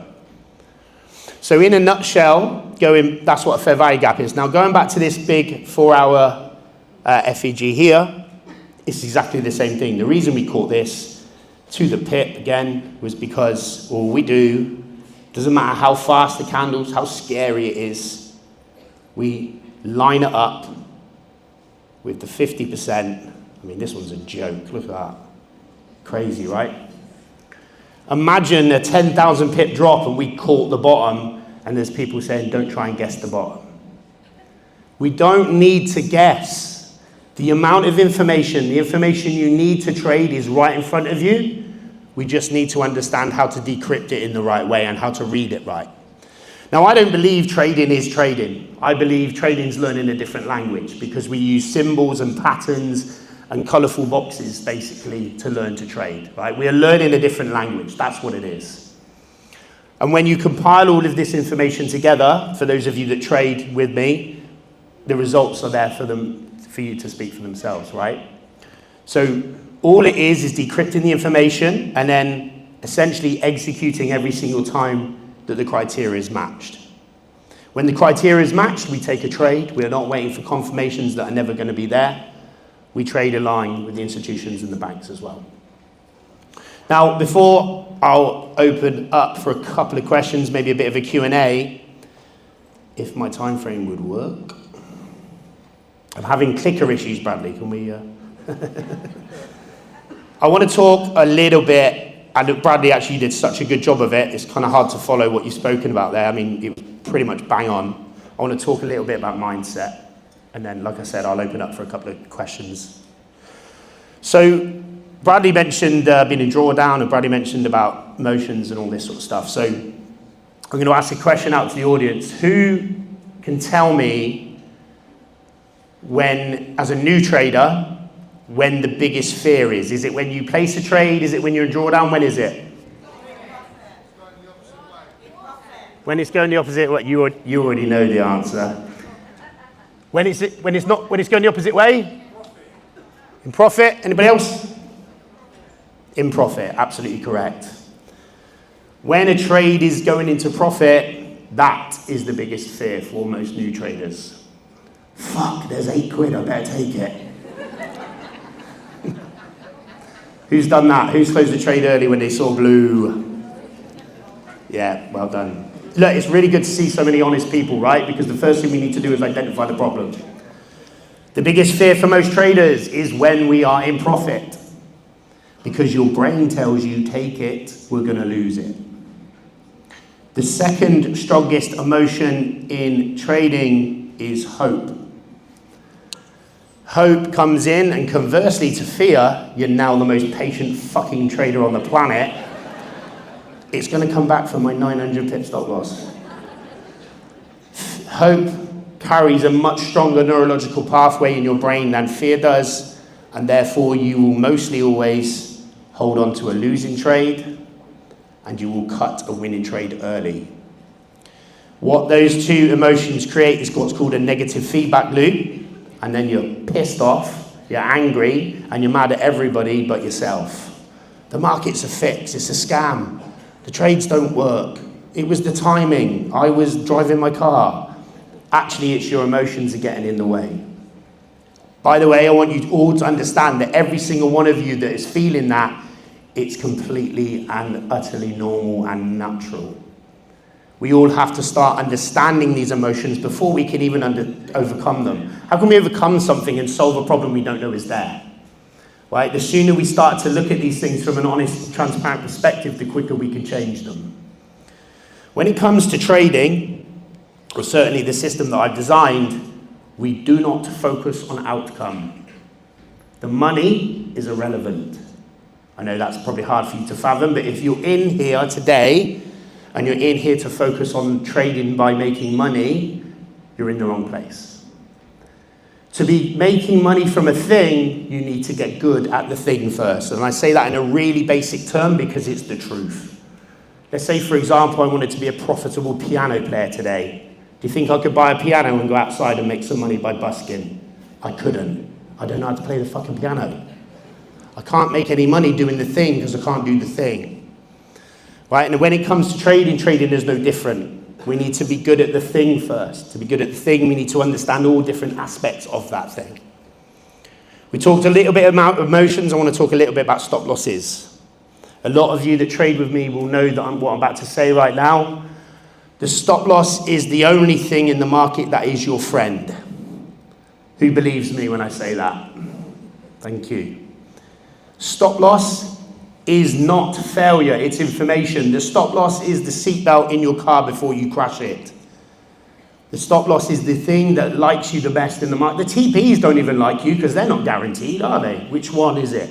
The stop loss is guaranteed. If you put it there and it hits it, it's going to hit it. Right? The stop loss is there to keep you safe. And the way we trade, and I'll show you just again very, very quickly, is we use the technical information to tell us where this stop loss should be. If I hit a stop loss, thank fuck for that. Because it means I was in the market at the wrong time. It means that the banks and institutions were not ready to buy at this level, and therefore I do not want any part of that trade. And it tells me in good time, don't blow your account by being in the trade in the wrong way. When we hit a stop loss based on institutional order flow, we hit a stop loss for all the right reasons. We do not get emotionally attached to a stop loss. The only reason that a lot of you are attached to a stop loss in a negative manner is because you've lost money, right? The stop loss is just as important as the take profit. They don't happen as often, of course, because most of the time we are on the right side of probability and we have very, very strong technical raw data to be able to place trades. So that's maybe one of the instances that we feel that a stop loss is a bad thing because we're not hitting them every day. The stop loss is so necessary. It's part of the journey. It's part of trading. It's just so unbelievably normal. The quicker you can understand that, the better. One thing I'd like you to focus on when you leave here today, stop loss is not failure, okay? Just keep saying that. How could you fail? You used the technical data and you placed the trade and it hit the stop loss. It's not failure. You didn't fail. You're not a knobhead. You're not this, unless you moved it. Then you're a knobhead. But if you just take the trades as we send them and we hit a stop loss, we hit a stop loss. Oh well. Next trade. I know that probably seems a bit alien to you, but the sooner you can overcome that, the quicker you're going to become profitable. The next thing I want you to understand is that trading is not about being right or wrong. It's about being on the right side of probability. That's all we can do. We don't focus on the outcome. Who here looks at the money when they're in a trade? Hands up, be honest. Looking at the money page, yeah? You're focusing on the money, not the setup. Focus on the setup, not the money, okay? Have a plan, stick to it. We need to understand, again, that your brain, your eyes, every little part of you is going to be lying to you when you're in a trade. That's why we need a system, okay? The human brain is not designed, most of us anyway, are designed to be able to overcome that without good training. Bradley mentioned something earlier that I think is really, really important to bring up, and it was about set and forget or copy and paste signals. Maybe a year or two ago, maybe even 3 years ago, there's such thing as set and forget. There's no such fucking thing as set and forget. And I'm really sorry to break it to you, those that are here thinking it's easy. It isn't. There's no such thing as easy money. Not anymore in the markets anyway. The signals, the trades that we provide, they do take commitment, patience, discipline, and for you to take some time out of your day. It's unrealistic to think it's going to be easy. If you're walking your dog, driving your car, talking to your mate, having a pint down the pub, a trade comes, don't take it. If you cannot commit to 15, 20, 30 minutes potentially on a trade, don't take it. Don't mean you have to take it, just don't take it in the wrong environment. Or like Bradley said, if you're pissed off because your missus, I don't know, told you off for putting a wet towel on the bed or something, don't do that. What we all need to understand about the markets is that we can all earn, and this, I mean this by the way, you can earn more than a pilot, more than a surgeon, more than a GP, but they train for like 8 fucking years to earn the money they do.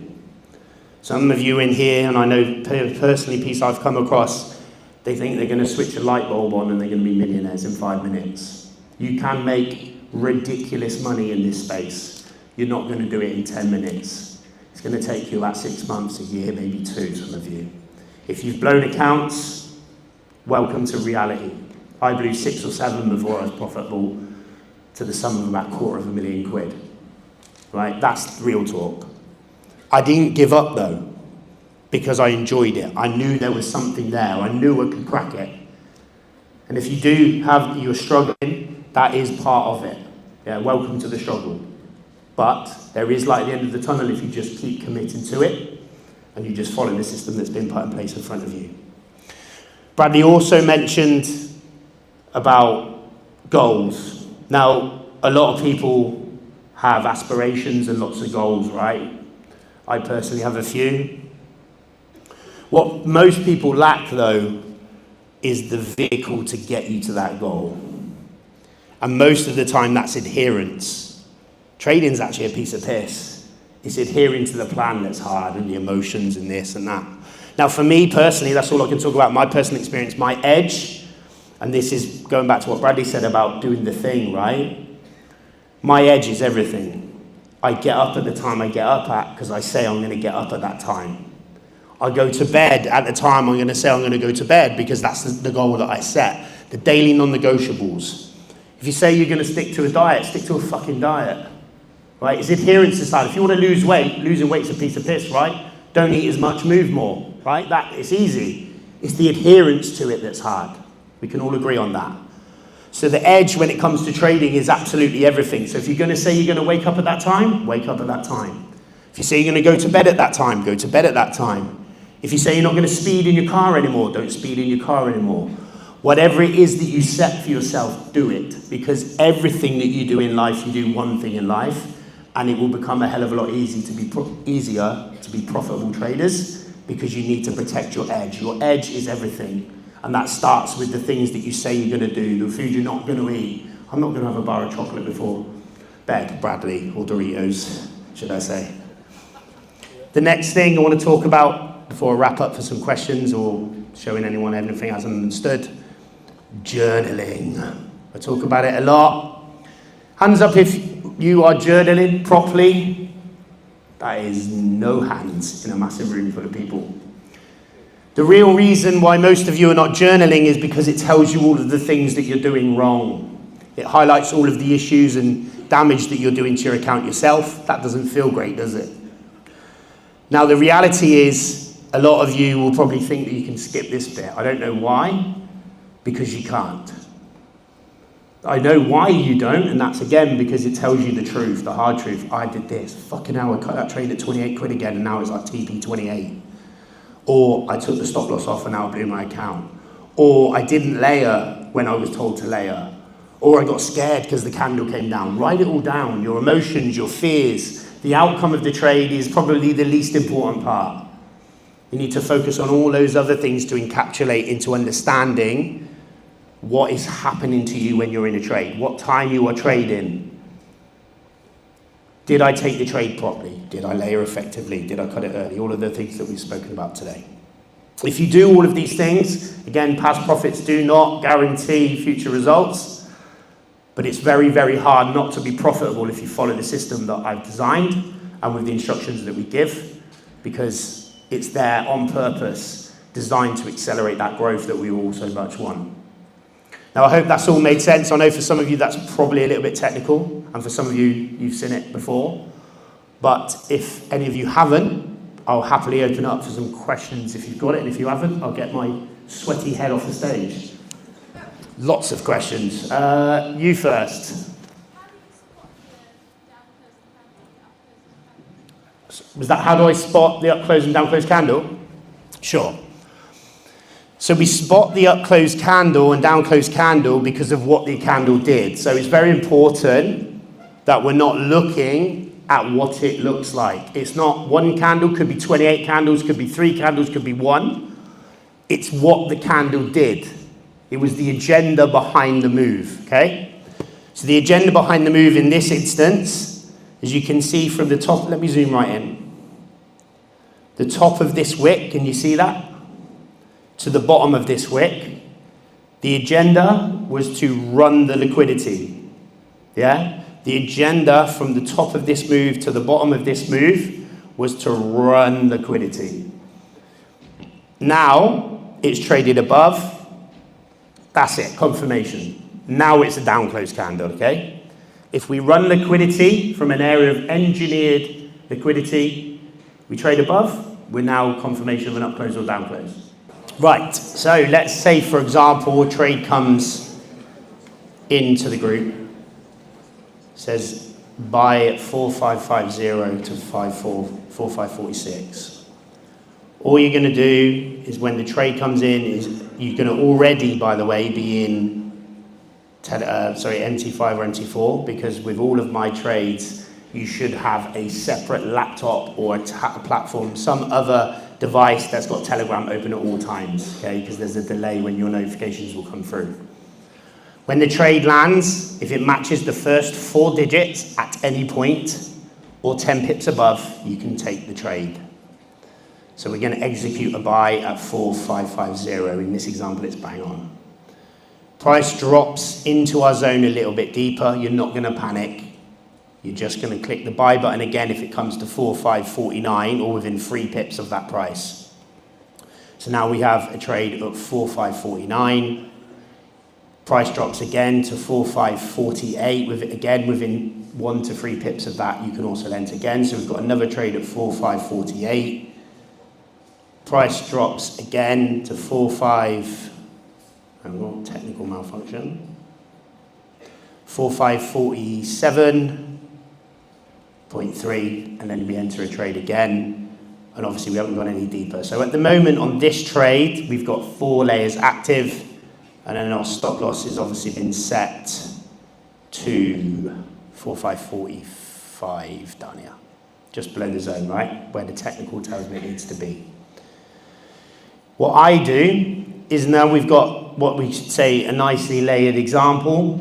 Price pushes up to TP1, which would be 30 pips. I close just enough to calm my nervous system down. We're just going to close 1 layer for me, right? 1 layer out of the market, small profit.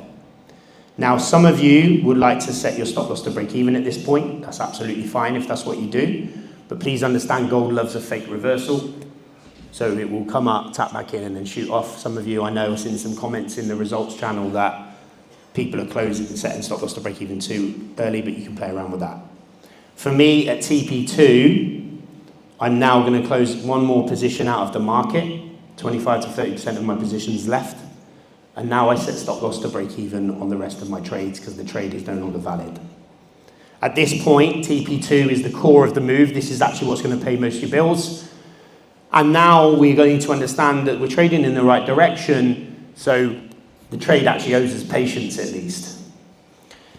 At TP3, I'm going to close another position out of the market, maybe 1.5 positions, and leave what's called a runner, right? So at TP3, I've extracted, I don't know, 3%, let's say, on my account, 3%, whatever it is. Get rid of that. And now this is where this system really starts to come into its own. This system is now where we have to understand that the banks and institutions are protecting their long positions. So let's say, for example, I've got, I don't know, 0.5 lots in the market.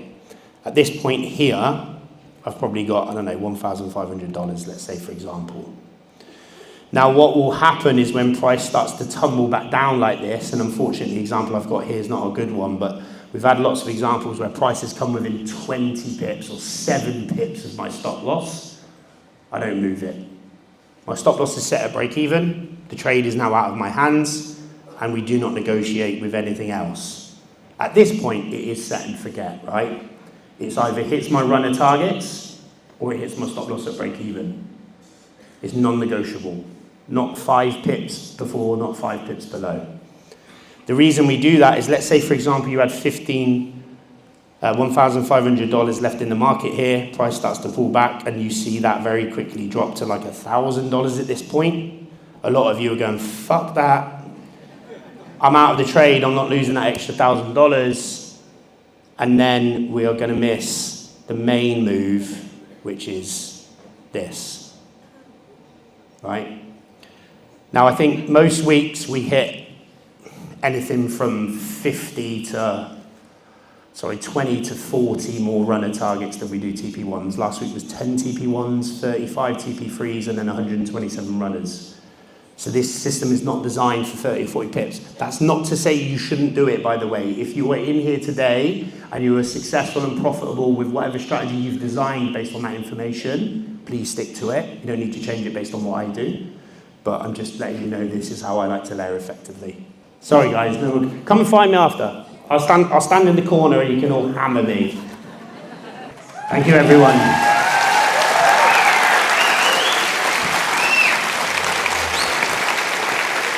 For me, this is the beauty of trading, right? Once you start to see it works over and over and over and over again, I know some of you in here are like, oh, I might not have seen this, you might not have seen the trades right now. Just know that everything you're about to see today will all make sense, right? Because the beauty of this industry, what you've just seen there, is there's different styles, there's different trading patterns, all this other good stuff.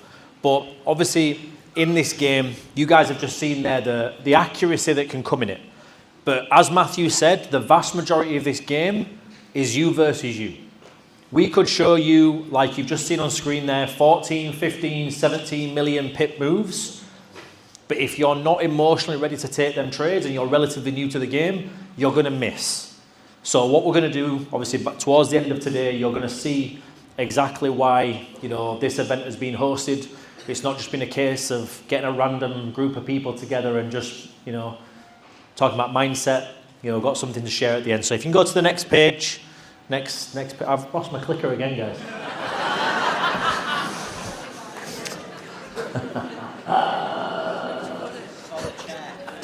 Where? It's on the chair. Oh God, guys, we've panicked. I'm panicking. I'm going to lose my job. Right. Okay.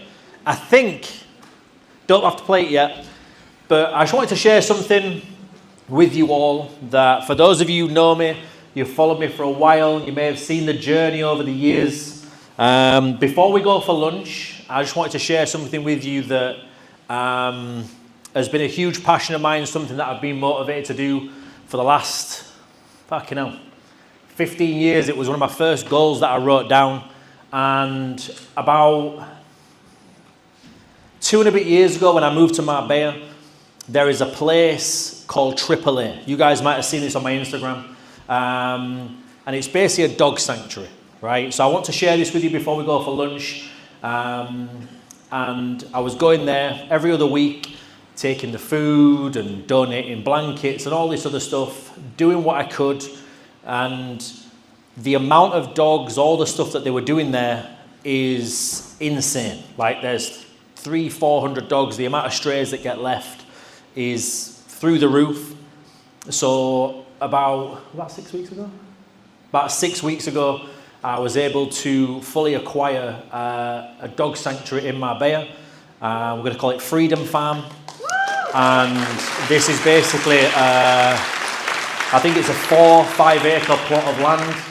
And we're in the process now of renovating it. We're putting all the fencing up, the kennels. They're going to have little thermal LED lights in.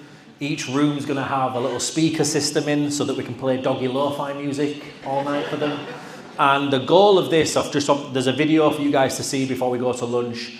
The goal of this for me is like to be able to give back a hell of a lot more and to eventually get to a point where we've got vans going around. If you guys saw some of the dogs that got dropped off last week, there were 7 puppies thrown in a fucking bin.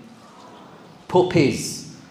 So if you're a human being in here or watching this that can hurt animals, you're a scrub. All right? So if you can play the video, that'd be amazing, and enjoy. Hopefully it works. Don't need a clicker.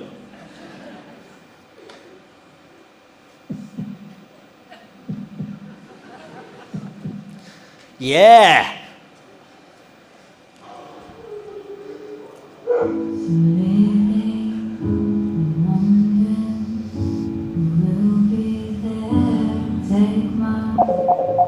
Oh, someone's fucking ringing you! Fucking ruined it. Sack him.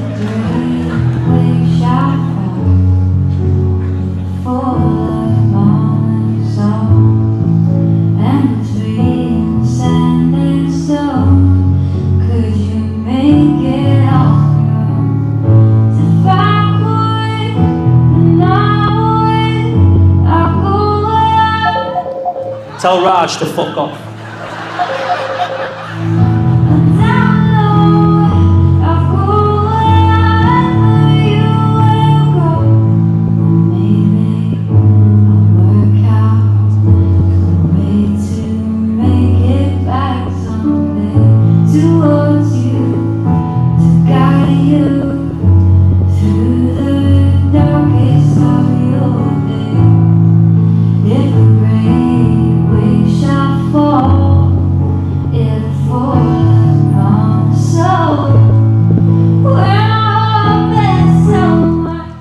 Okay, done. Raj saved a lot of you getting a bit teary there. He saved me, right? But I just wanted to share that because this is something that I've had. When I talk about goals and all this type of stuff, this is, you can put the other screen back on now. Cheers, Raj. If you could look at where you want to be, some of the goals you want to achieve. We can put the other screen back on now if you don't mind. Back, you know. So if you guys look at where you want to be, the goals you want to do, that is something I've had on my goal list for 15 years, 16 years. So now having the ability to get people around, you know, to have impact on other things that are greater than myself. Yes, it's all amazing helping as many people as possible, make money, become financially free, all of that other good stuff. But like now, having that, seeing the impact that can be done, you know, you saw the gates opening and stuff like that, so that's the entrance into the land. The house is going to become like a doggy home, so there'll be no one living in there. Each room is going to get done. The pool, we're getting turned into a hydrotherapy, so for dogs who can't walk, who are struggling to, you know, use their limbs properly, all of that stuff's going to get done. And then there's going to be a certain area for the dogs where if they are coming from the sanctuary where it is right now at AAA, we went there the other day and it is horrendous. It's like 24/7 barking. So we're taking the dogs out of there that are scrawny, that are skinny, that are emotionally stressed. We're going to put them into the sanctuary, give them 4, 5, 6 weeks, and then rehome them. So last week we rehomed 17 new dogs, ones that we found. So again, like I want to, if you can zoom in on this, it might not work on this screen. Hopefully it does because there's a few little chips on it. Right here. But if you can, just zoom in on this and just give the page a follow. Anytime you see it, just drop some like, drop some loves on it. Because this is something that for me, I'm hugely passionate about. You know, the goal, does it work? Magic. Right? This is something I'm hugely passionate about because I think it's so easy to focus on ourselves and everything like that. And, you know, now I'm making incredible money. I love what I do. And just being able to do a little bit more, to be able to give back, I'm incredibly grateful for being able to do this. So you guys in here, we're all going to go for some lunch now. And make sure you drop it a follow. And we'll come back in around 40, 45 minutes. We'll go for some lunch. And then we'll come back in and we'll get ripped in with part DOS. So go have a wee, top yourself up on some water and some coffees. Yeah? Okay, guys and girls. Welcome back. Part DOS. Spanish, if you didn't know. But I wanted to start off this next little bit with a little bit of giving back. You know, we spoke about the dog sanctuary and stuff like that. I mentioned doing this at the last event, but I'm going to be honest, I forgot. So we'll do it today. So every single one of you, hopefully, should have a raffle ticket. I know some of you are going to say, I've thrown it in the bin, or you've done something with it. If you did, that means more prizes for me, all right? So what we're going to do, if you can just go to this other screen, if possible. Okay. What I'm going to do, I'm going to put my hand in this little tub. I'm going to fix the winners, all right? Those of you who brought me crisps and goodies, cigars, I'm going to try my best to pick you guys, right? Those of you who didn't, you don't win, even if you win, all right? But what we're going to do, you might be a little bit nervous to come up on stage, but you're going to have to do, all right? Oh, God. I'm going to keep spinning away. Look, it's not in my hands just before any of you think I'm cheating. Can I get a little bit of fucking music? A little bit of, what's the right word? Have you got? Countdown. Oh, back into roots. We're good. Okay, the first one. I'm going to look away so people don't think that I'm cheating. Okay. We've got, I don't know what colour this is. Green, 25. Green, 25. I think it's green.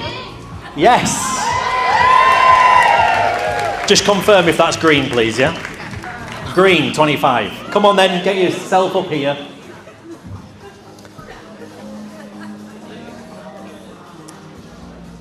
Rigged, respin. Never won a raffle, she says. Welcome. Okay, come on up. What's your name? What's your name and where do you come from? My name's Hayley and I'm from Kent. She's here. I won't do any syllable on you. Okay, just anywhere on here. Oh, she's ripped it. Oh God, void. Okay, just tap anywhere here. And then we'll see what you get. See what you get. You got... I don't want AirPods, they're bad for brain. What have I got? An iPad in pink. All right, she's done all right there, you know. She's done all right. She's done all right. I think this one is pink. There you go. We'll stand at the front, get a little photo. Come down here. Stand here.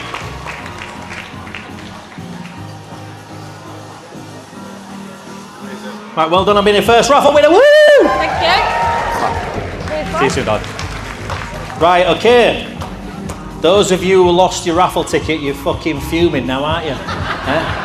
Spitting feathers. Just a quick one. I've gone straight into the raffle without addressing. All right, we can turn the music off now, bro, just so you know. Thank you. So during the break, there was 1,650 quid raised, which is incredible. So for those of you who did, I'm incredibly grateful for that. And we also took just over £1,100 on the Eventbrite as well. So just for a little bit of context as to what that's going to go towards, the outdoor shelters that we've got in the sanctuary, they're around €3,000 to €4,000 each to build. So that will be going to another one getting built, which can shelter 3 dogs at any one time. So basically, we've just put another 3 dogs into a new home, which will be beautiful. All right. Magical. Next one. We'll remove the iPad pink. Okay. We're going to double up, because I've been told I'm going a bit slow.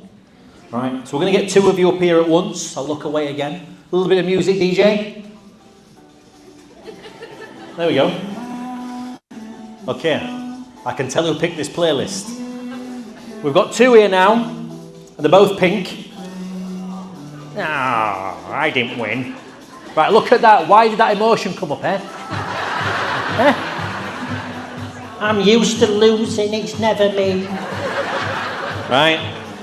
Pink 25, pink 29. Go on, Big Benny, get up here, the boy. And pink 29, pink 25. Someone's not got a raffle ticket in their pocket. Is it you, yeah? Go on then, lads. Come on then. First one up here gets to go dibs. Naked wrestling. I don't know why I chose naked wrestling. Okay, just press anywhere we're on, a little spinner. Here we go. Oh, gutted. Benny won't want this. Ben will not want this. It's the HomePod Mini. Basically, this is going to listen to him in his house when he's cussing out the conspiracy theorists and everything like that. Watching me. We'll get a photo up front. Well done, Benny. So just so you know, do you remember when I said we used to walk around with the upside down Herbalife badges? You scroll back 15 years on my Facebook, and this was us. I never wore the badge, I was too cool, mate. You were too cool, but he did have a fucking green mohawk. Right then, well done, Benny, mate. All right then, spin away, my friend. Yeah, tap anywhere. Here we go.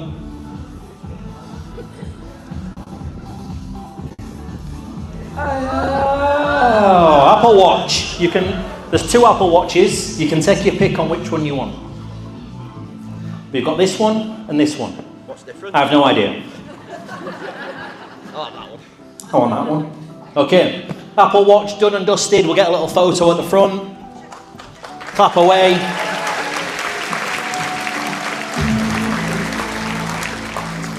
Lovely. See you soon. Right then, next couple. Remove. Okay, I'm going to get a few up now. Next ones, we're going to get 3. 1, 2, 3. Pink 292, blue 170, blue 103. Come on then. It's like bingo, innit? If you won't mind walking up here a little bit quicker, eh? Okay, no, I haven't got all day. There we go. Oh, I nearly brought the Lambo. That'd have been an insurance claim. Right there. 292. I didn't even check if people are doing it properly. I'm just saying, yeah, sweet. Who else have we got? 170, 292, 103. 103. 103. We're missing 170. He's here, look. He's here. Right, give it a little spin. It's not touch screen. There we go. There we go.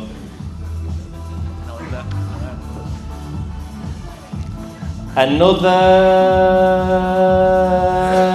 Apple Watch, done and dusted. There you go, matey. We got a little pick.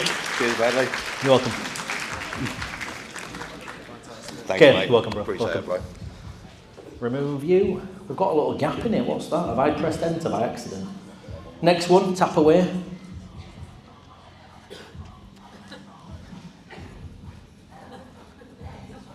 Ha ha ha. Brilliant. Ah. Right then, this one requires you to come to the front. I know what's happening here. And you can open the entirety of this box. This is yours now. Show the camera as you come out. This is all yours, mate. These are my... Hey! Hey! Mushroom soup. Oh, pot noodle. And a pack of Pokemon cards and a kernel. Right? No, wait, there's more. There's one thing more. You need to open the Pokemon cards, and you've got to pick a fire type, or a water type, or something like that. Open the pack. Come on now. If it gets a big hit, we're fuming. So I've opened 300 packs this week, and there's nothing. Hey, here we go. If you bend the cards, we're fucked. Here we go. Nothing. Shite. Nothing. Nothing. Ooh. No, joking. Nothing. You tell me. Nothing. Oh, dog shit. Dog shit. But we can't let him go away with nothing. There you go, my friend. You can have that as well. Oh, thank you. You can keep the mushroom soup, mate. Don't leave that there. Cheers, buddy. Thank you. Make sure you get the Pokemon bag in. Yeah. There we go, look. Cheers, buddy. You're welcome, mate. Okay, spin away. Let's do it.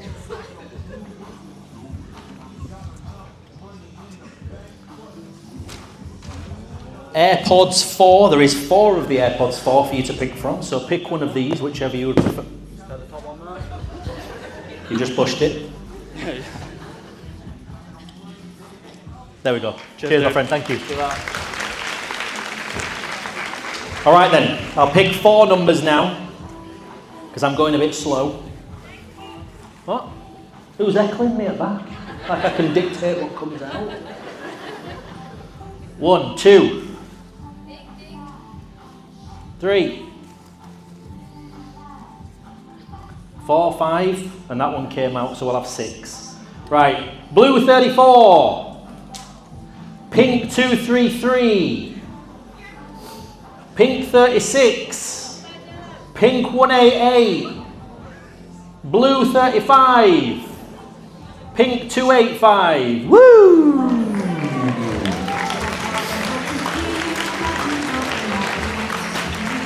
Oh, we're all knocking shit over here. Let's keep his eyes down, guys. Okay.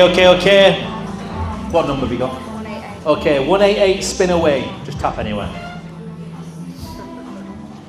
We have...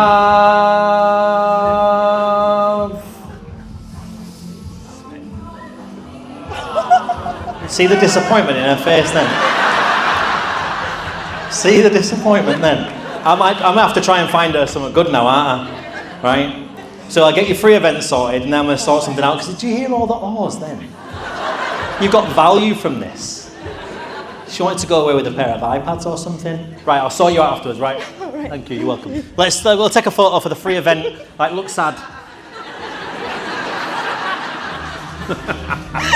Right, go and get off my stage. Negative. Didn't like it, did she? I'm joking. Blue 34, spin away, my friend. If I'd have known that there were going to be so much why did I put free event on, to be fair? I don't know why I did, to be honest with you. See, you'd have been even more fuming then with nothing, wouldn't you? iPad in blue. I think that is this one. There you go, my friend. We'll have a little photo at the front. You're welcome, my friend. I don't know what number we're on, but let's keep going. 233, remove and spin. Tap away. What has she got? I do need to get rid of that. Some AirPods 4s. There you go. Amazing. Little pic. Thank you so You're welcome. much. Thank you. Her face up front, she's absolutely livid. I can see it, she's like, if I had to get on that stage for a free event, I won't really be bothered. Spin away. This. Yeah. Here we go. Oh, back-to-back AirPods. Oh, boom, wee. There you go. Thank you very much. Little photo. There we go. You're welcome. Okay, spin away. Just tap it on here. There we go. Here we go. This is good, actually, if this happens. Goodbye. You have a winner for nothingness. Remove and spin again. Go again. That was a typo by me. And we have iPad Silver.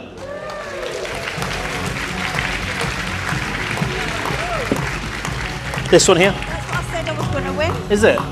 Literally There we what go. I said I was going to win. Photo. There we go.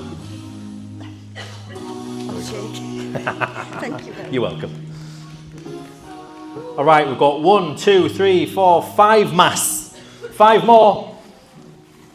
And we're good to rock and roll. 1, 2, 3, 4, and 5. Pink 170. Yellow 115. Pink 35. Blue 161. Yes! Who was that? Yes! I win! And blue 252. Oh yeah! Oh yeah!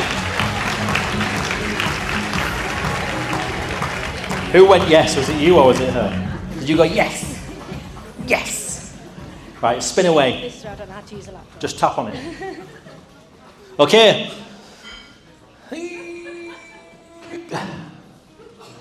She's fuming. Look at it. I'll sort you out as well, don't I? I'll get you some Pokemon cards. Picture, sorry, you got to come back for the free event. See that? She was like, I don't want to come back for that shit. Look at her, she dipped out. She was like, I don't want to do with you anymore. That's going to be good, isn't it, when I've got to AI her in on the photo like that. Spin away. Spin away, just tap a Rooney anywhere. Okay, we're getting up to the good bits of the last bits now. Have I got a few bits in here? 1, 2, 3. It's spitting feathers as well. Look at how many events did I put in here? We'll get a photo and I'll sort you out as well, don't worry. Good. Thank you, bro. Why did I put free event on? Because now it leaves. Look at everyone's demoralisation. Like, no. I'm even demoralised for them. So basically, well done to you 3. You get something, all right? So tap away and you're good to go. If I could have rigged this for the end, it'd have been sick. iPad yellow. Here we go. You're welcome. Oh, photo first. Okay, you're welcome. Nice to meet you. Okay, last. Oh, she's pushed her out of the way. Look, you see that? Get out of the way. I'm gonna go 50-50. Here we go then. Tap away. Anyway, here. Anyway, yeah. Here we go. Oh, there we go. Thank you. The map book. There you go. She's thinking, I don't want to get on this stage to spin nothing. You've got a one-hit wonder. Come on then, might as well do it. Do you want a hand up? Oh, I'm all right. You sure? Yeah. And I was the one who shouted yes. Tap away. You never know what you're going to win.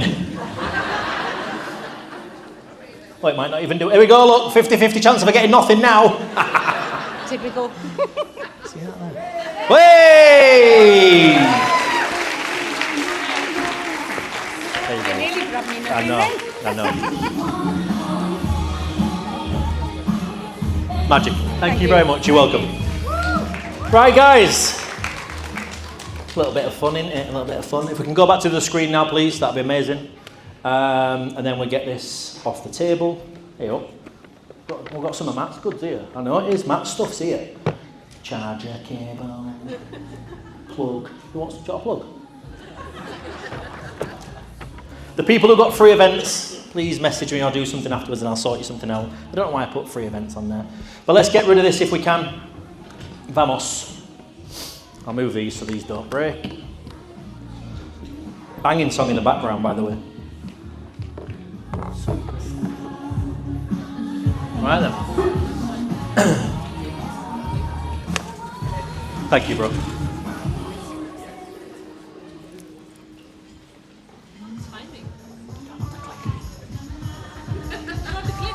No.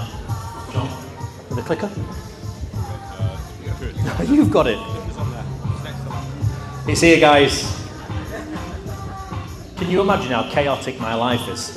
I've had this about 4 minutes. Okay, you can turn the music off now. Banging song though. So, a little bit of fun to get us back in energy mode, but we're all good to go now. So the next bit here, I'm going to introduce you to an incredible individual who I've had the pleasure of knowing for quite some time now. He was one of the guys who I met in my prior company when I was first involved in the trading space. He was a guy who actually taught me the stuff that I knew, the strategy that I traded, the stuff that helped me become a profitable trader. And the way that we met was quite cool, because obviously he was one of the educators in the last company. And before we go into it, I want to share with you all in the room, he's going to become one of the full-time educators within inside the community. So going forward, we're going to be getting trainings, we're going to be getting other things going forward, which you're going to hear in a little bit further down the line. But I want to introduce you to an amazing individual. His name is John Dollery, a phenomenal trader. And when we was in the same company, like the beautiful thing with this industry in this space, when you meet people who are on the same energy level as you, the same kind of vibe, is it's very, very easy to connect with those individuals, right? So obviously now he's going to take you through strategy, style, entry, the bait, everything that he knows from his side. Maybe not everything, probably about 1% actually, if I'm honest with you. But he's going to give you guys the source. That's the stuff that's helped him in this space and helped him coach thousands of people, if not tens of thousands of people. We used to tune in live, watching him trade, sometimes in his boxer shorts. He didn't know sometimes. I had a camera in his house. But become amazing friends over the last 8-9 years. 8-9 years, was at his wedding with him and Chelsea and his beautiful little ones. So I want to introduce good friend John Dollery. If you want to come up here, my friend. And then we will get rocking and rolling. Right, let's get into this. So, most traders don't lose because of bad entries, right? I like to be down here with you guys. They lose because they don't understand what the market is actually doing behind the scenes.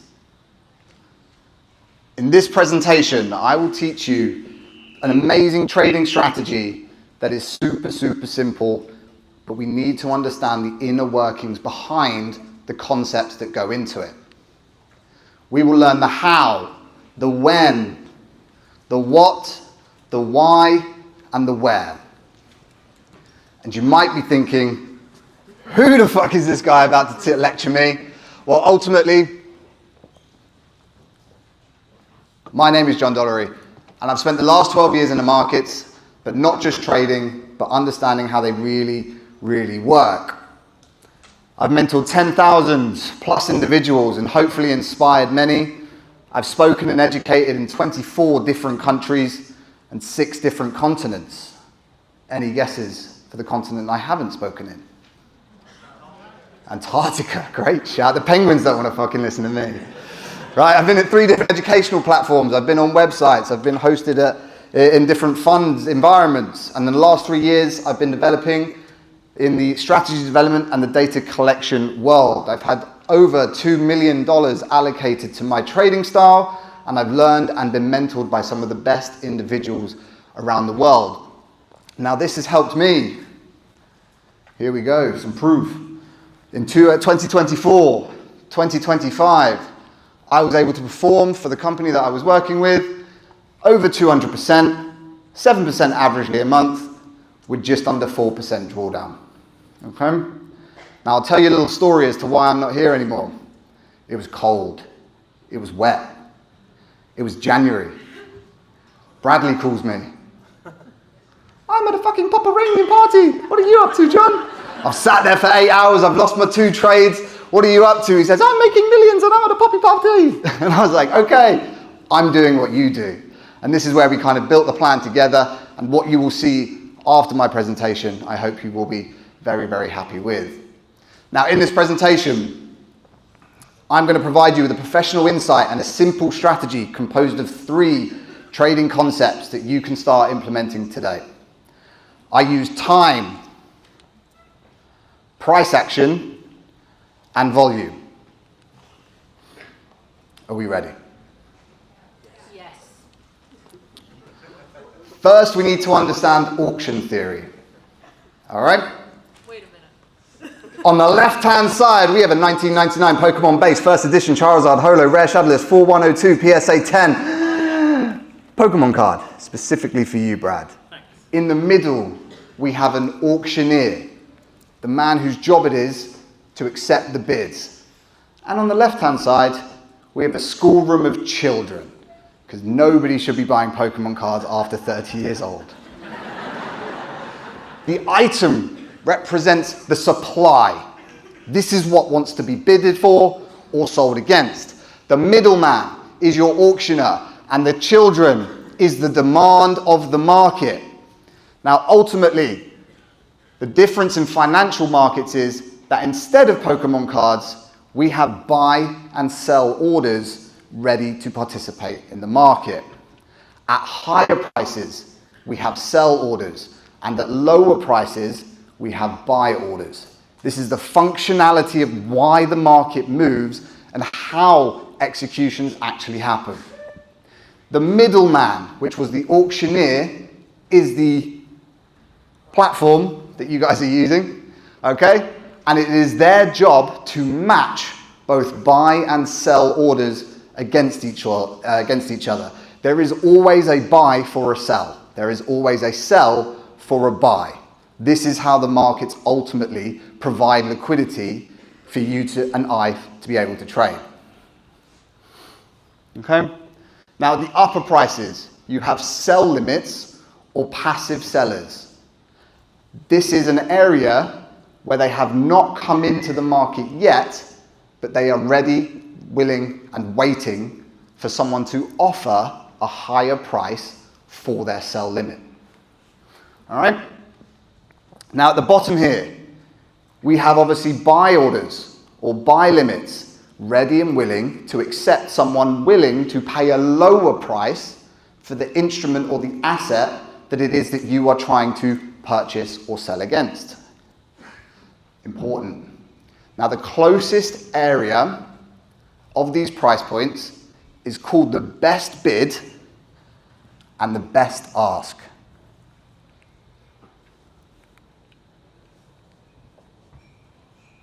But these orders are passive, okay? So the best bid and the best ask They do not move price by themselves.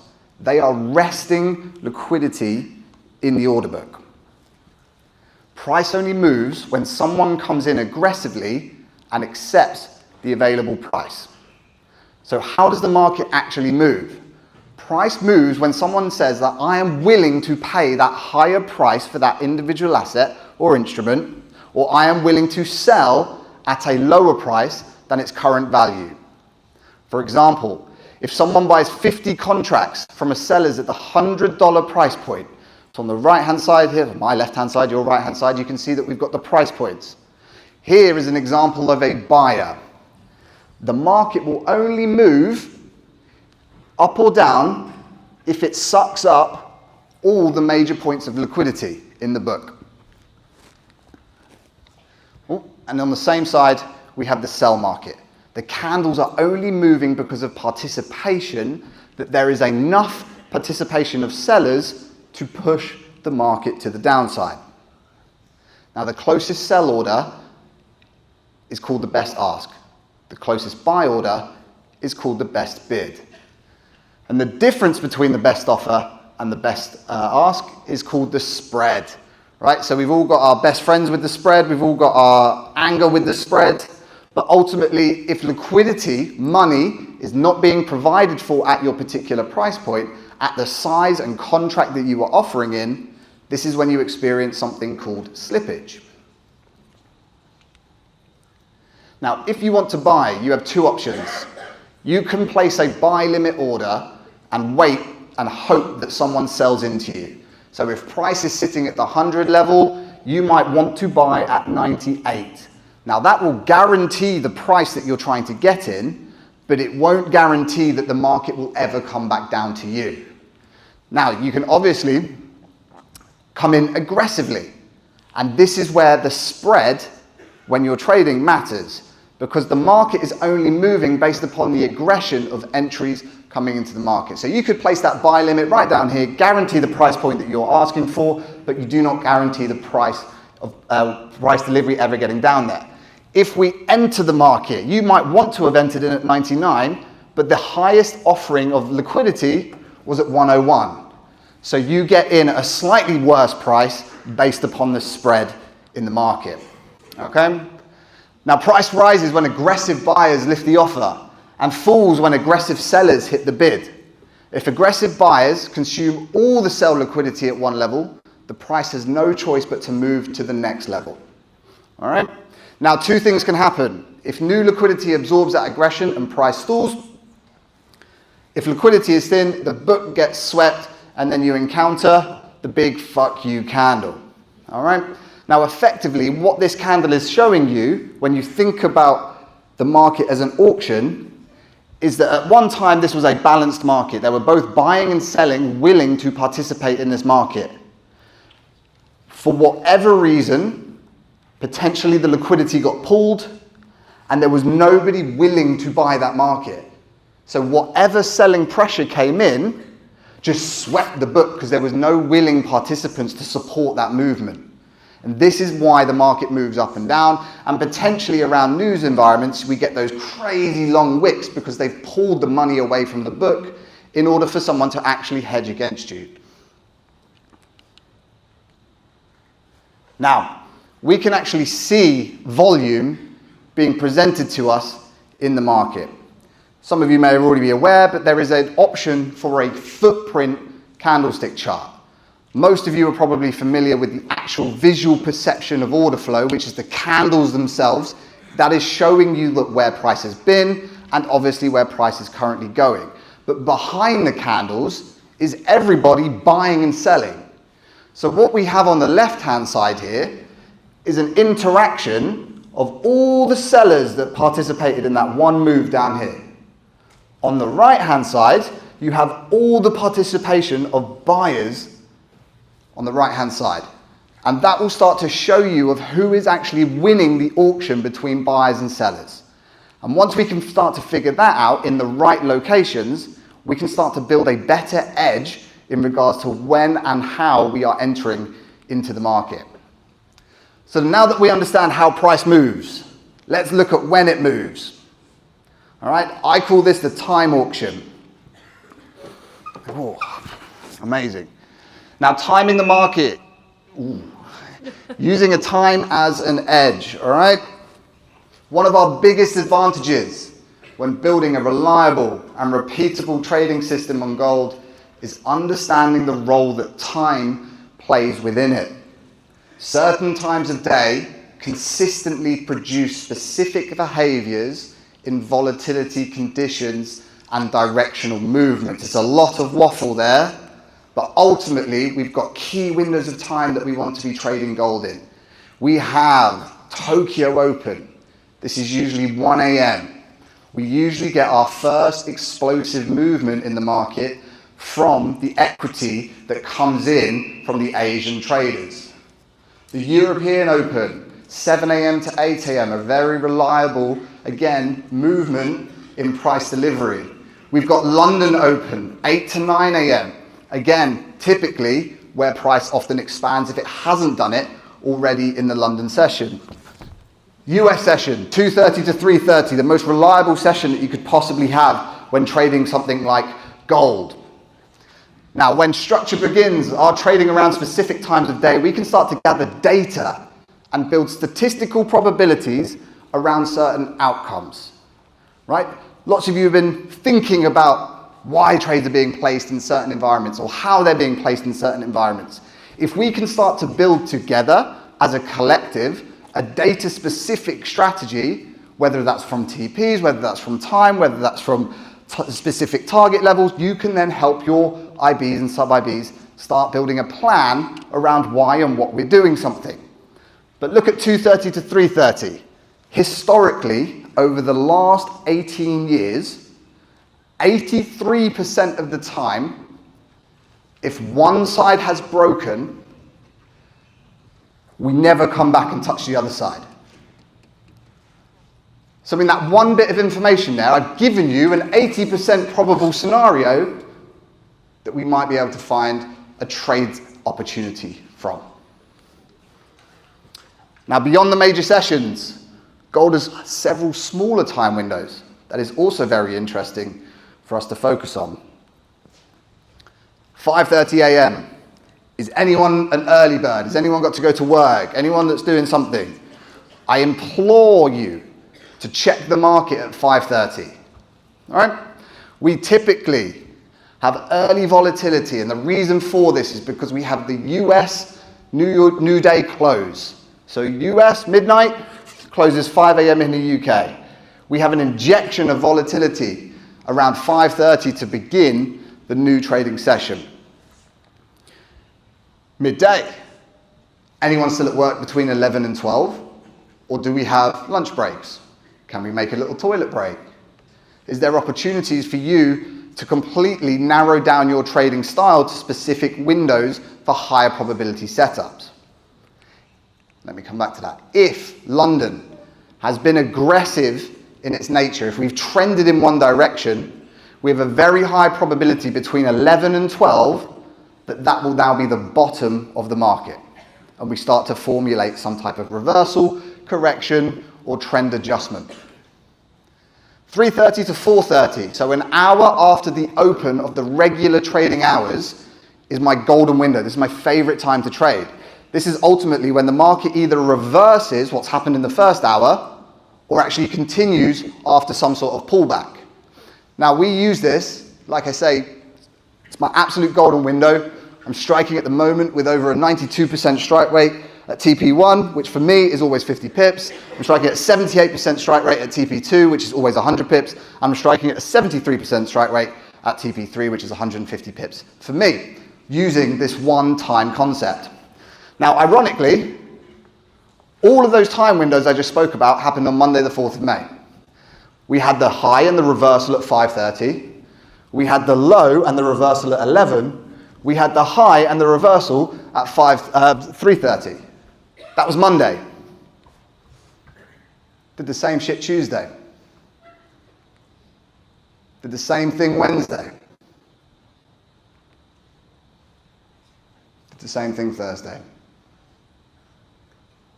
And this is an opportunity for you to take time into your own trading potentially from the signals, potentially in your own stylistic ways, to actually understand price behavior and pattern recognition as to why the market's doing certain things at certain times. And when you involve it potentially with support, resistance, supply, demand, smart money concepts, so on and so forth, volume, price action, divergence, RSI, go on, keep chucking them at me. Anything else? AMD, accumulation, manipulation, distribution. There is nothing I cannot teach you. Right. Now the purpose of studying time, right? Like I said, we want to find repeatable behaviors, high probability conditions, and structured trading environments. Once we can figure that out, we can have statistical tendencies and probabilities in our favor of when we're taking that trade, rather than just flinging a bunch of lots on like Brad. Cool. Now when we understand when price moves, we can understand what moves the price. Okay. Everybody? Touch the nose. Let's reset, reset, reset. Touch the ears. We're ready. Effort versus result. Big topic. Every trade can be reduced to one question. Did the aggression in the market get rewarded? Big effort plus continuation. This is acceptance. These might be new words to you. The theory might feel complex. The application is very simple. Big effort plus no movement. This is absorption. Order blocks. Down close candles. We involve what is actually happening here in this movement. We've got weak effort, but continuation. That's exhaustion. Now we can actually measure how and when these principles are at play. We can use it, or we can understand it by using something called the cumulative volume delta. Now this is a depiction of when everybody else wants to join the trade, or when nobody wants to join the trade. So if you can understand that I've got the entire market on my side when I'm trying to buy, or when I'm trying to sell, do you think that would assist you in your decision-making process? Right? Measuring volume is the most important asset that you can add to any trading strategy that you already employ. Because it is the reason why the market moves, from what we explained in the first place. The market only moves because buyers are interested. The market only sells off because sellers are interested. Now we want to be able to try and measure that in order to define entry opportunities. So the core question here, I don't want to do that slide. Right, acceptance. This is effort being rewarded. So if we have a bullish bias, right, maybe we're coming into some form of demand. Maybe we're coming to some form of supply. Maybe one of our zone levels. Maybe one of our order blocks. Maybe our down close candles. And price continues to go higher with a form of acceptance. Can you see we came down into this area, and relatively to the day's candles, whoop, everybody wanted to get involved. So now we have a confirmation bias based upon the participation in the market. So if everybody's fucking buying here, I should probably be trying to buy here too. Now we have the opposite version of that, and that is called absorption. So absorption is ultimately high effort with no reward. A little bit more complex, but amazing once you can understand it. If we see aggressive buyers step in heavily at a resistance zone, can we see big buying effort, maximum aggression stepping into the market? But we are doing it at a high in the market. But price does not continue that movement. Price actually reverses that movement. This is what we call the liquidity grab, the order block, the so on and so forth, the manipulation in the market where the volatility was intentionally pushed into an area to trap you. You then become the volume, you become the liquidity that then gets hedged against before the market rotates and reverses. So when we can identify absorption in the markets, it's really, really powerful. And the final one here, we've got exhaustion. And this is when the market decreases the amount of effort that it's putting in. So sellers are having to put in less and less effort but the market is actually still continuing to go down. Really powerful reversal signals if and when we can find them as an opportunity. Okay? Now again, we don't use that CVD just in the middle of nowhere. We can use it in alignment with whatever strategy that it is that you are already intending to use or that will be brought to you in the future. Studying volume will be the key, I promise you, to finding higher probability and quality setups, because if everybody's doing it, I want to be on the side of that same direction. I don't want to be doing the opposite. So now that we understand what moves the market, we can begin to understand why. Whew.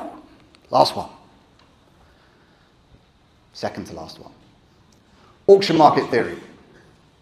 And this is, again, my belief is that there is only two states of behavior in the market. And we either have a balanced phase, consolidation, where the market goes sideways, or we have an imbalance phase. And ultimately, this is where both buyers and sellers agreed that this was the value of the Pokemon card. Brad's Pomeranian bit the Pokemon card and price plummeted. So it then became a new value in the market until both buyers and sellers agreed that that was the new range of value. And then we need something in the market to change before the state of delivery changes again. So the market moves in cycles, right? We go from balance to imbalance to balance to imbalance. And this is ultimately the foundation of how the market moves. New information comes out, Trump opens his mouth, he wakes up, says something stupid, gold takes a shit, right? That's typically how it's gone over the last 3 to 4 months. Thank you. Not like Schmeagol down here.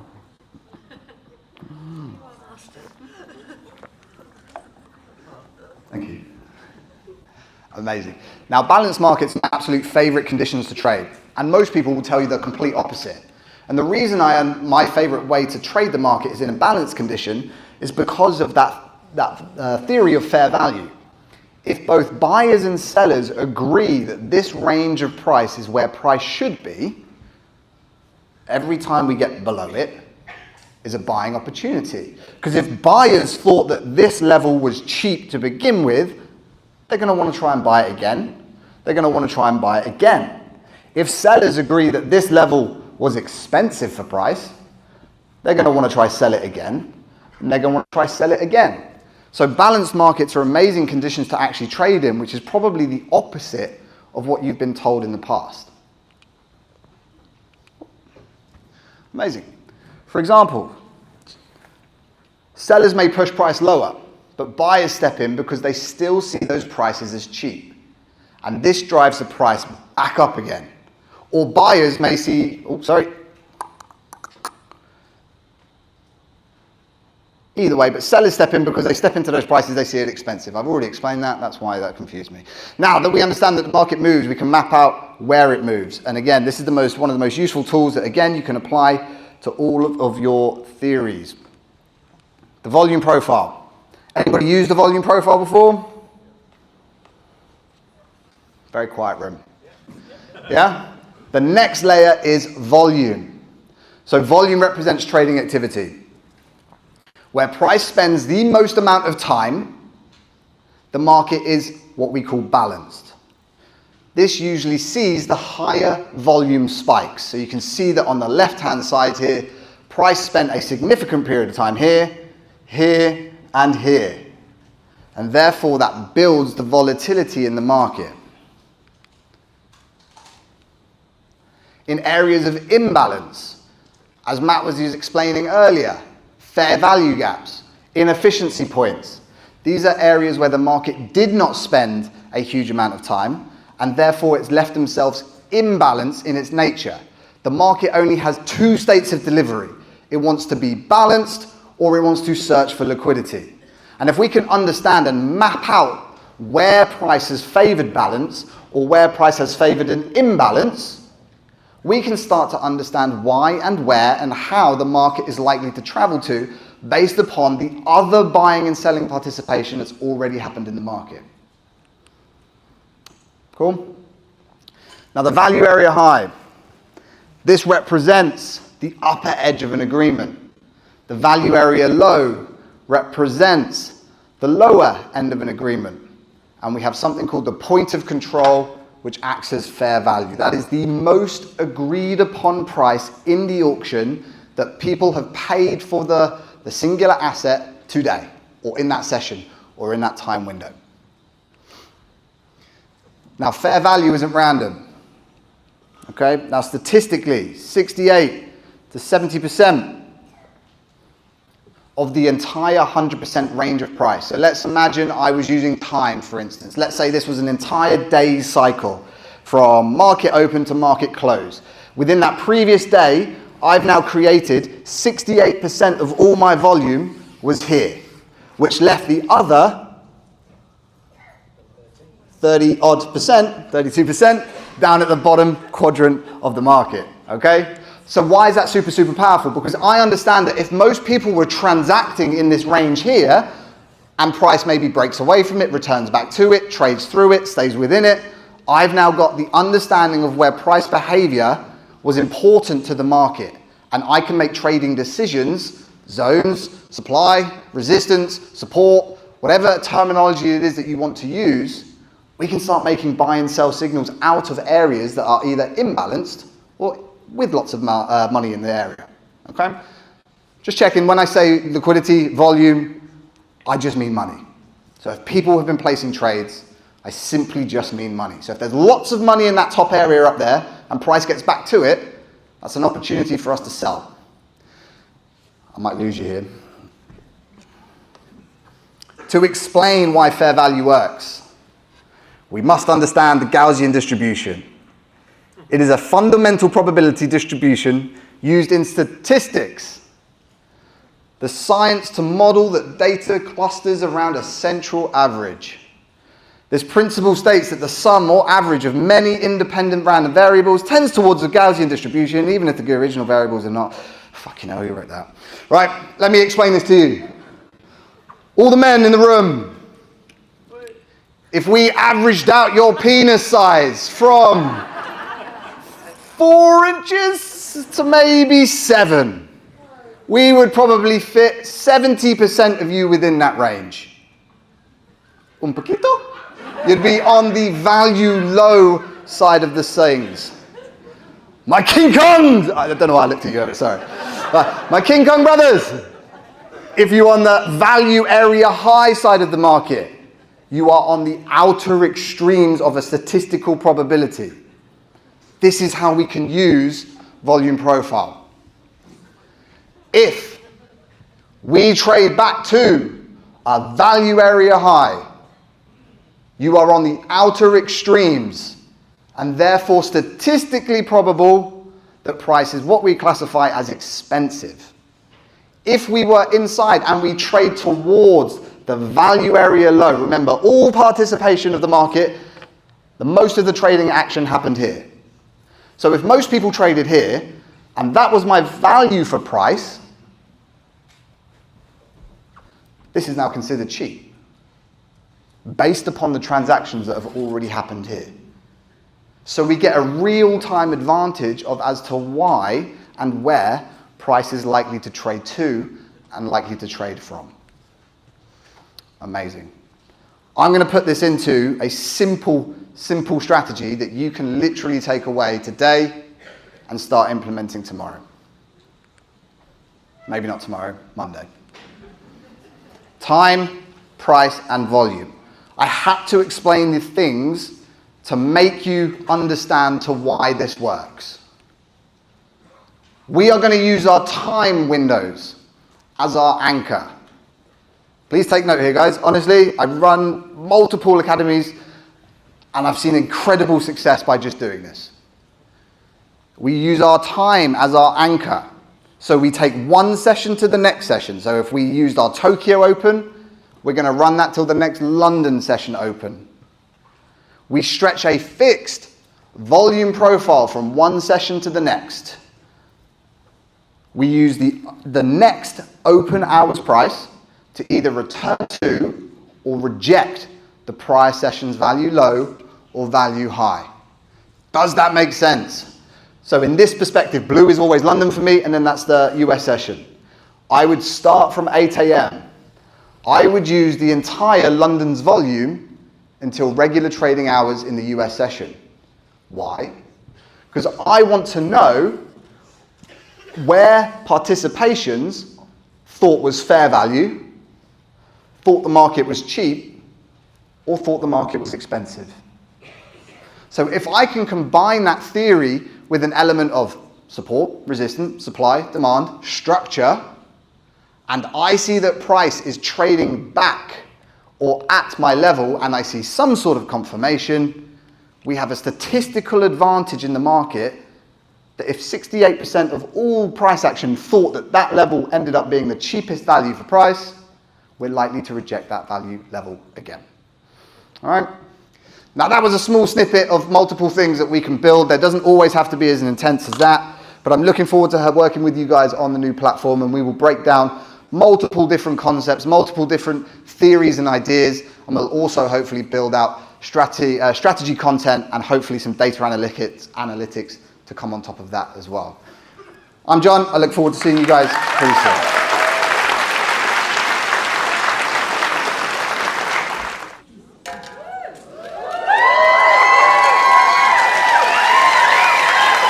Here we go. Hands up if you hate Telegram. Me too. So, what we've done is we've spent the last few months fighting tooth and nail with Apple, with Android, to get an app on App Store where the trades will be in one central location. No more tapping back and forth and your mate texts you on Telegram or a group pops off and you're in that channel and before you know it, you're in some random channel that you didn't know before, speaking to some scammer, handing your details over, your social security and all that other good stuff, right? So again, what this is going to be an exclusive app to the network where anyone underneath the network, you're going to have access to it. It's going to scan your Vantage UID or the user, and it'll basically allow you access based on that. So what this will allow you to do on the back end is to have access to the traders and everything like that, so you can see which trades are getting sent out, which channels and all that other good stuff. So from your side of things, you've got the visual, right? So it's going to look exactly, this is the great thing, it looks exactly the same as Telegram, visually. So nothing changes in regards to the layout, the structure, the style, or anything like that. It's still going to look the same. It's just going to be in a very, very simple app on your phone. So we've talked about that when sometimes they say there's a little delay on Telegram, there is. It's ever so slight. But with this, it removes that. So now, that precision entry that John was talking about, we have the ability to do that. So for me, this is why the last few months we've been planning, we've been working to get all of this type of stuff going, because I want us as a network, as a community, as a business, as a combined unit to have the best access to absolutely everything when it comes to the trading space. I was in IM Academy for 4 years. I saw people slaving away, busting 175 quid a month for something that they couldn't see. They could see value in it, but financially, I want there to be no outgoings, no costs. So there's everything that we do in the room, there's zero fee. So like with this won't cost anything, there's no extra anything. But what I'm about to share with you now, once we're plugged in and good to go, which we are, this I'm fucking buzzing for. Right? Not yet, fucking steady. Oh, don't be fucking hell. I'm actually going to put my clicker down. Remember, it's here, guys, yeah? Okay. In fact, I want you all to stand and clap for this one, because this is big. For those of you who can stand, stand, please. Those of you who can't, don't worry. And in 3, You ready, Mr. Man over there? He's fucking panicking now, isn't he? He's like, oh God, I've got to count down. In 3, 2, 1, go. Okay. So now, every single one of us as clients are going to have back-end customized dashboards. You can all sit down now. Thank you very much. Right? This for me is something that from a community, from a network, from a group perspective, we've been working on for the fucking longest of time. It's not ready by any means just yet. It is. But I'm a little bit of a perfectionist and I want it all to be all bells and whistles, singing and dancing. But I'm going to take you through it so that you can see it and get excited. So when you log in, you're only going to be able to get access to this if you're under the network, which is sick.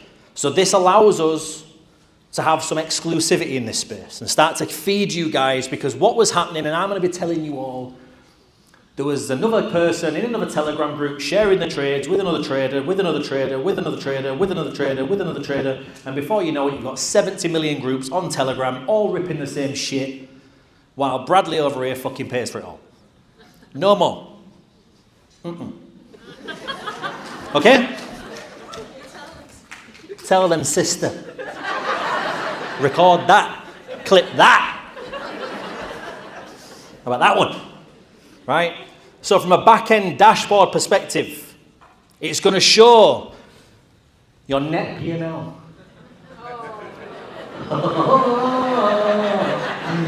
Some of you are going to start trading a little bit differently right now, okay? But at the top, you'll be able to, when you log in, click on here, you'll be able to connect your MT5.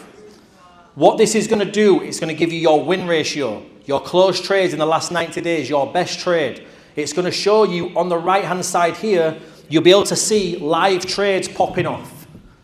So every other person in this room, imagine us all opening and closing a trade at the same time, 700 bodies, boom, trade done. So you'll be able to see other people growing, other people winning, other people learning. It's going to show, like I said, your net P&L, the win ratio. Then we're going to have the recent trades that you took. So you can go into these, and as the functionality goes, you'll be able to see this live, hopefully, on a trading view screen. So you'll be able to see where them trades got placed, yada, yada, yada. Upcoming sessions and leaderboard. I want to gamify this. Who's here has been on Duolingo before? Right? Who can speak a fucking lick of the language that you've been on? Right? Nobody. But you go on there because the dancing owl tells you that you're about to lose your streak. So you go on there and you say, hola, buenos dias, ¿cómo estás? Una mesa. And you do it, and you haven't got a clue what you're saying, but you're getting there, right? We're going to put gamification into this. So come Friday, you've done Monday, Tuesday, Wednesday, Thursday, banging days. Imagine come Friday and you're up £62 by 12 o'clock. But you know that come the end of play Friday, if you've done all week profitable, you're going to get put into a little wheel of fortune like you've just seen. You might win an iPad. You might win a free event. Woo! You might win something. Do you think, as grown-ass adults in this room, you're going to trade a little bit differently for the rest of the day? If you know that you might be able to win a trip to Marbella, X, Y, Z. Do we agree? Yes or no? Yes. Right? So this is going to start to discipline you. It's going to start to give you that accountability that you require. But then, whilst that's happening, we've got this. When it loads. It is quicker than this, I promise. Wi-Fi and it is dollars. So this bit here, when it loads up, I'll just leave it doing its thing. Click it again. This is my impatience.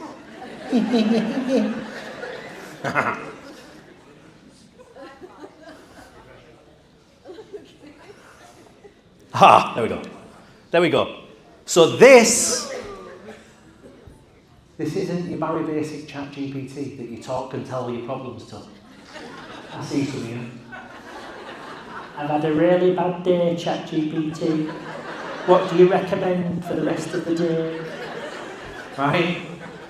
This is going to watch you eat dinner.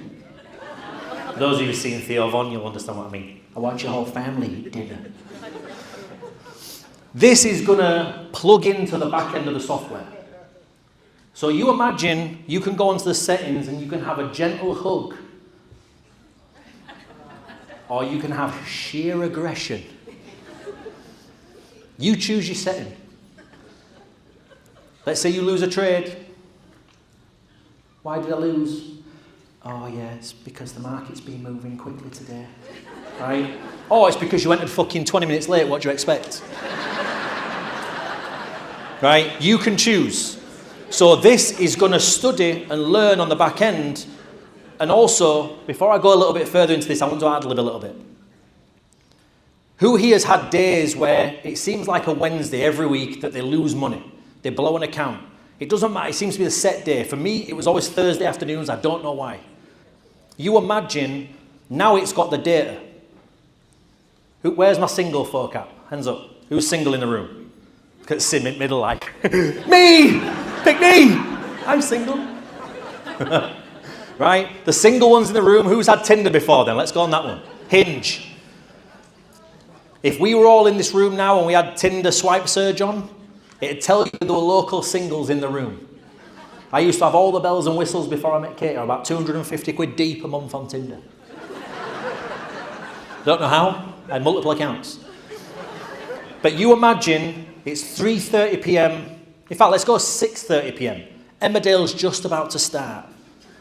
That's when you bored out your brain. You're laying on your sofa. You're thinking,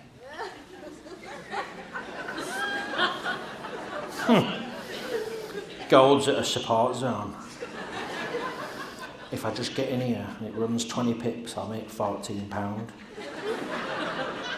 What if you got a notification on your phone that said, put your fucking phone down? Right? Who would be profitable? We all would, right? If it said to you, put that thing down, you don't know what you're doing, no trades have been sent, fuck off. Go clean the house, go make a cup of tea, go do something. So all of this on the back end is going to learn. We've also got a support section. Sometimes when you have questions or things that you might want to know the answer to, and sometimes the support is a little bit overwhelmed, you might need a reply there and then. We've now got a back-end support integrated into this, so you can get the real-time responses as quickly as we can. Then we go into the trading journal. In here, it's going to show your net P&L, your win ratio, your profit, your daily win ratio, your average win to loss ratio, your trading score. Again, a leaderboard of where you are, your net P&L, recent trades, and a calendar. So in here, you can click into this, and it'll show you the trades that you took. And this is the stuff that we're going to do over time, where we're going to put in the gamification aspect of it. Your drawdown, trade time and performance, and all of that other good stuff. In here, we've got the day view. In here, we've got the day view. And in here, we can start to journal. So remember, this is AI-driven stuff. You can start to feed this. Woke up late, rushing, got stuck in traffic, stubbed my toe, dog ate my sarnie. Whatever it is, you can document that. So when we talk about journaling, who here doesn't journal at all, or does a little bit, but it's sporadic, right? Make this now part of your system. So we can now start to embed this and start your day and come in and you can start to journal and talk about what it is that you want. The current day streak in there so I can get the gamification aspect of it. So when you do 7 days, I don't know. If you do 30 days, you might get a fucking journal through. I don't know. I hadn't thought that far ahead. But I'm going to put gamification heavily into it when I get some water. Because I nearly swallowed my tongue. Oh, look at that measly bit of water in there. Please. Thank you, sir. Sound good so far? Better. So in here, you can start to track everything on the back end. You can start to go through all of your day-to-day. You've got all your trade view in here, so it shows everything that you've done. No more having to scroll back through your MT5 that doesn't really tell you anything. You can go into here and see maybe times of day that you seem to overtrade, over leverage. It might be when you sat on the toilet at work and you shouldn't be trading. I know some of you do that. A few chuckling at the back like, they got a camera on me, have they? All your reports are in here, your performance, your overview, the day and time, everything like that. It's going to link into the trade signals. So when you go onto here, you can access everything. So now we're going to link everything in with the leaderboard aspect. Who's got the best risk management? Who's got the best growth? Most active traders? Most active in lives? We're going to do like a fastest finger first if we can as well. Because you imagine if you start to see the best growth, but the person who's also fastest finger first is number one. But you're laxy-daisy, you've got MT5, you forget your password, you haven't got MT5 open. Oh God, I've got to scroll, where is it again? That, MT5, quotes, charts, buy, trade's fucking gone. And then in support, you're like, yeah, just move too quickly for me. No, you're slow. Is there times where the trades move too quickly? Yes, absolutely. But we have all of this here, being able to do that for you. We've then got the ability to compound calculator. One thing that I'm going to look to put into here is, who here's got a goal that they want to achieve financially? Show of hands. Right? Imagine you could attach that to something like you want to pay for your kids' tuition, you want to pay for your kids' car, you want to buy your missus something, you want a new kitchen, you want X, Y, and Z. So when you log in, you can put that as maybe a goal. So when you come onto here, it'll show you how long, based on what you're currently doing, is where you're going to be. It'll always revert back to your starting balance. This is 60 days, 60 weeks, 60 months.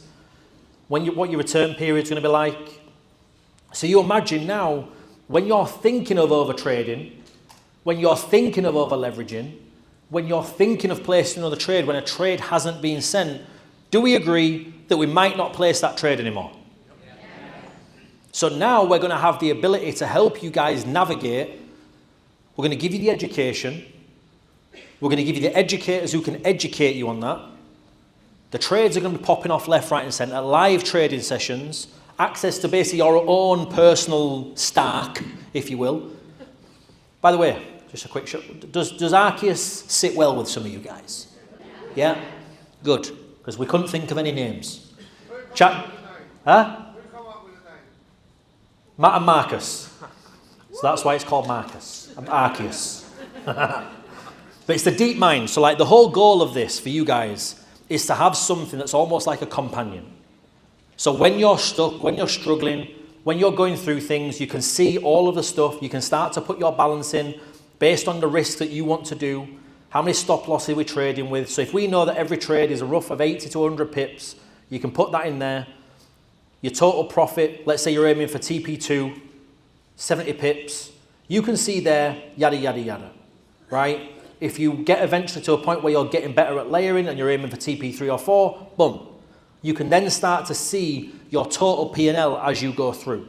The economic calendar is plugged into Vantage. So this is going to be the live raw data that's pulled out when the news is popping off, when Trump's about to fart or something, right? You're going to get that information pulled through on here. I don't know where that came from, but Trump farting sounded good. We've then got the live section here.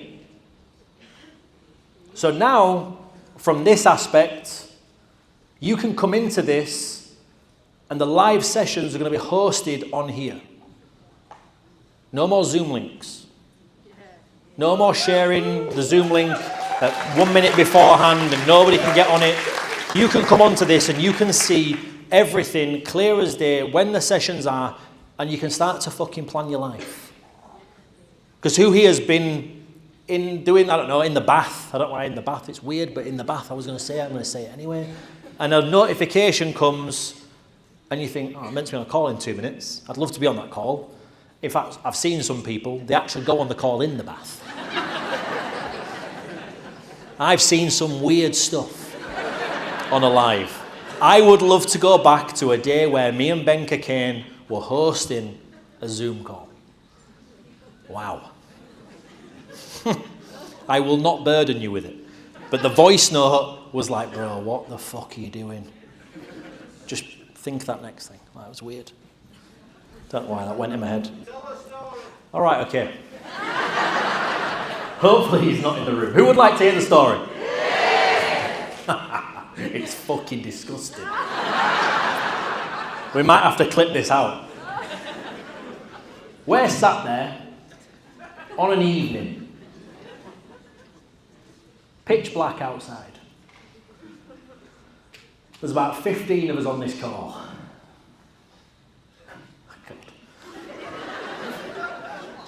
And there's a bloke laying on his bed. I can't even look at you when I say this. Covered in tissue.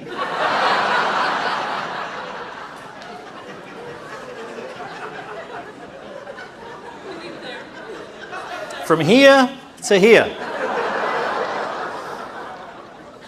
And the chat's popping off. Popping. It was a fucking trading call. It wasn't anything explicit. It's not like... And all of a sudden, you just see this tissue getting rolled. Ooh. Ooh. Use your imagination for the rest. It was disgusting. Anyway, Benny had to send him a 35-minute long voice note. What is going on? So no more of that. No more seeing any of that type of stuff on a weird Zoom, because that is a fetish of some people, weirdly. Some people do actually come on the call just to get naked, if you didn't know that already. That's actually happens. So some of you who are looking shocked as fuck, you're glad you haven't seen it. All right? So in here, we go back, we digress. Back in the room. Get that horrible image out of your mind and just use it. Get rid of it. Live sessions. No more Zooms, right? So in here, you're going to be able to come into it, you're going to be RSVPing, and you'll get a notification ping through saying the Zoom is about to go. The call is about to go live, click into here, be hosted in there. So now you'll be able to go on there, engage, chat, yada, yada, yada, all that other good stuff. But then, the next bit is this. Back in the day, however long ago, we had a Zoom, a school community. The school community was great. It had a little bit of basic information in, the same stuff that's on my YouTube. But what was happening was people were going in there as scammers. People were going in there to rifle through the inboxes of people and try and take money off of them. So what we're going to do is we're going to build out a full education portal, not too in-depth, but enough to give you guys the confidence and the belief that trading works. Does that sound good? Does that sound good? So you're going to be able to go into here. We're going to be able to click into this one as an example. And you're going to be able to see it at the moment. It's going to be text-based, so you'll be able to click into it. Go through, read, listen and learn, yada, yada, yada. You'll be able to answer the questions. And based on what you do, you'll get points. You'll get things that like kind of reward you. You can see the XP in the top right-hand corner. The goal for this is just to embed you into the community a little bit more, because who here, hands up, being honest, feels a little bit alone sometimes, right? You feel a bit lost. You feel like you don't have a Scooby-Doo what's going on. Me. So this is all being created so that you can come in, you can learn, you can go through everything in your own time. So if you wanted to set yourself a little bit of, time to go through stuff, you can go through this and your percentages will increase as you go. We're also going to get Matthew to do a section around his strategy, how it works. So you can go in there again and learn. John will be putting his section in there. Kate is going to do a full section around like the mindset, the psychology, all the stuff that she puts on YouTube, but tailored into this.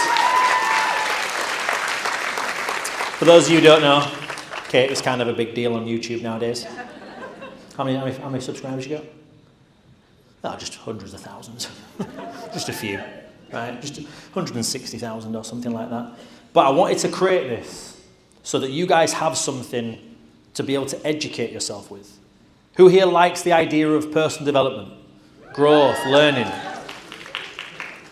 Obviously, did the Bob Proctor courses for the longest of time, and there is one in there called Thinking into Results, which for me is absolutely incredible.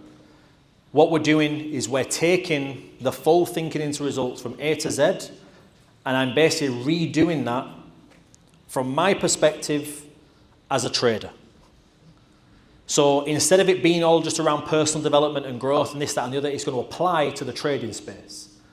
So the stuff that I've spent hundreds of thousands of pounds on over the years to learn, to get myself to a point where I am right now, I want to feed all of that back into you guys, and it's going to cost you nothing.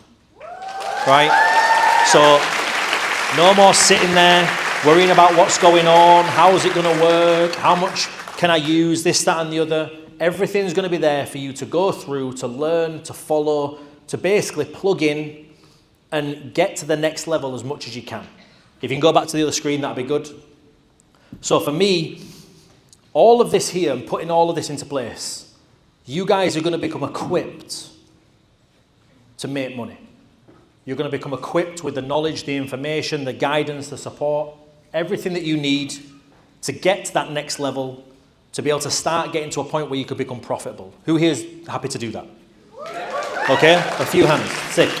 What I want you to do, what's this QR code for again, sorry? What for? Early registration. Okay. Did not know this was happening. But, Mr. Man, if you can go back to the screen. Look at you. If only you fucking took your phones out this quickly. Scan it. Oh, look at them all gushing to the front. Fucking go on. Is it working? Oh.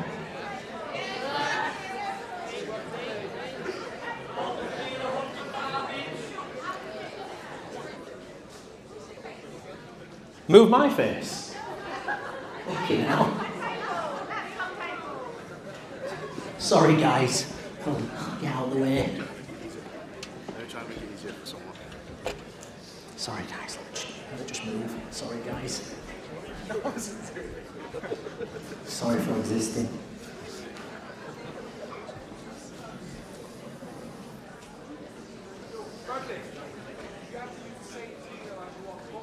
Yeah. Guys, just a real quick one. The same email address that you've got registered for Vantage, right? Put that in.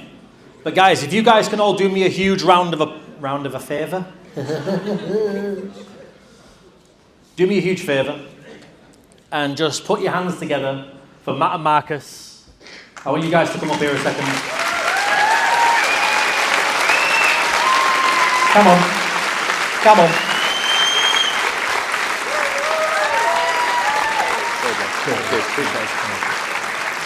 Okay. So, these two have a combined sleep of about 3 hours a night max. So this was the start of April, I believe. I basically phoned Matt and I said, look, this is what I need to do. He's like, what is it?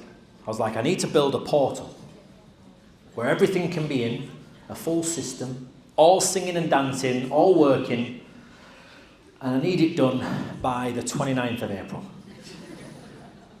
And they were like, this is, do you want to tell them what you said? Fuck off. Basically, he said that this is a 12 to 18 month build. For the stuff that we wanted to do, the way they wanted it integrated, the way they wanted the AI system, everything was an 18-month build. And I said, I don't like that answer. So basically what we did, we've now got Marcus on board as a full-time dev on the back end. He's helping with the growth of the Signal app, of all the stuff that we're doing, all the portal. And he basically brought in an army of people. So instead of him taking him 1,000 to 2,000 hours to build this out, he brought in a group of people that got it done up until today. So, and I just want you guys to know, I played very little part in this. I just said I would love a portal.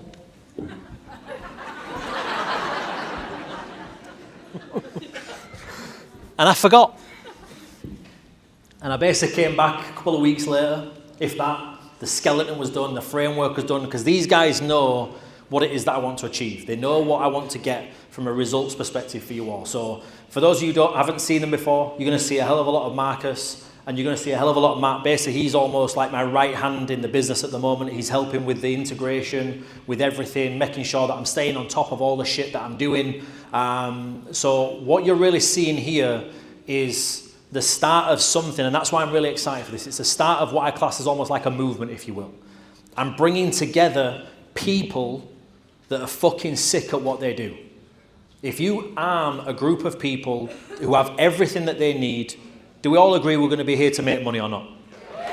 Right? So I want you to give a round of applause to these two. I don't know if you two want to say anything.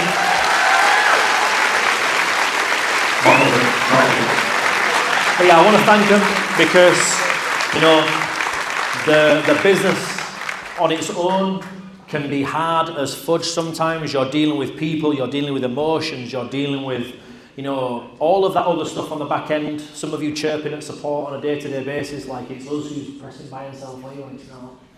But now, this, once it all goes live, you're going to have early access. I know what some of you are doing as well. I've seen it.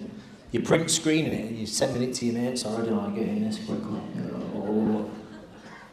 But this for me is almost like the benchmark of where we're going to be, of what we're going to have.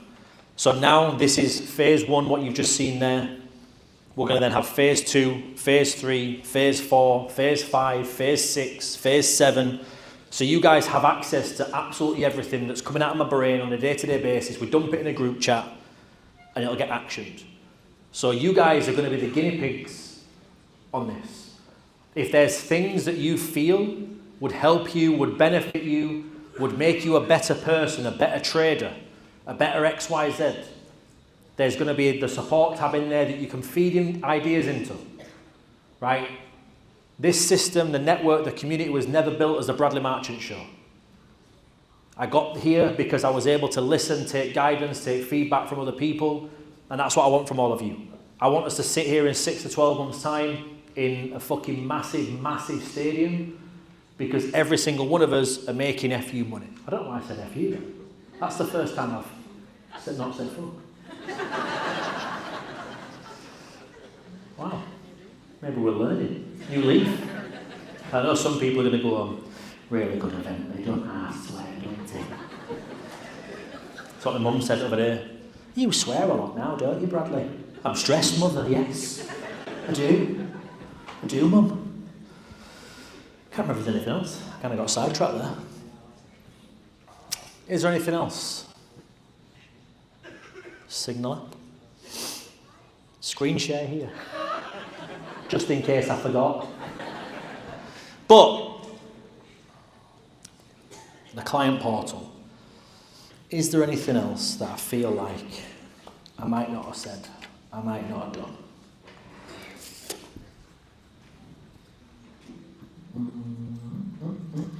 See, you're just going through the folders of my brain right now, just making sure that I've not forgotten anything. What time are we on? 20 to 4, perfect time in this. Yeah? Donations, they said. They said, go and do that fucking dog farms before, right? I'm whispering. Any questions for me? In fact,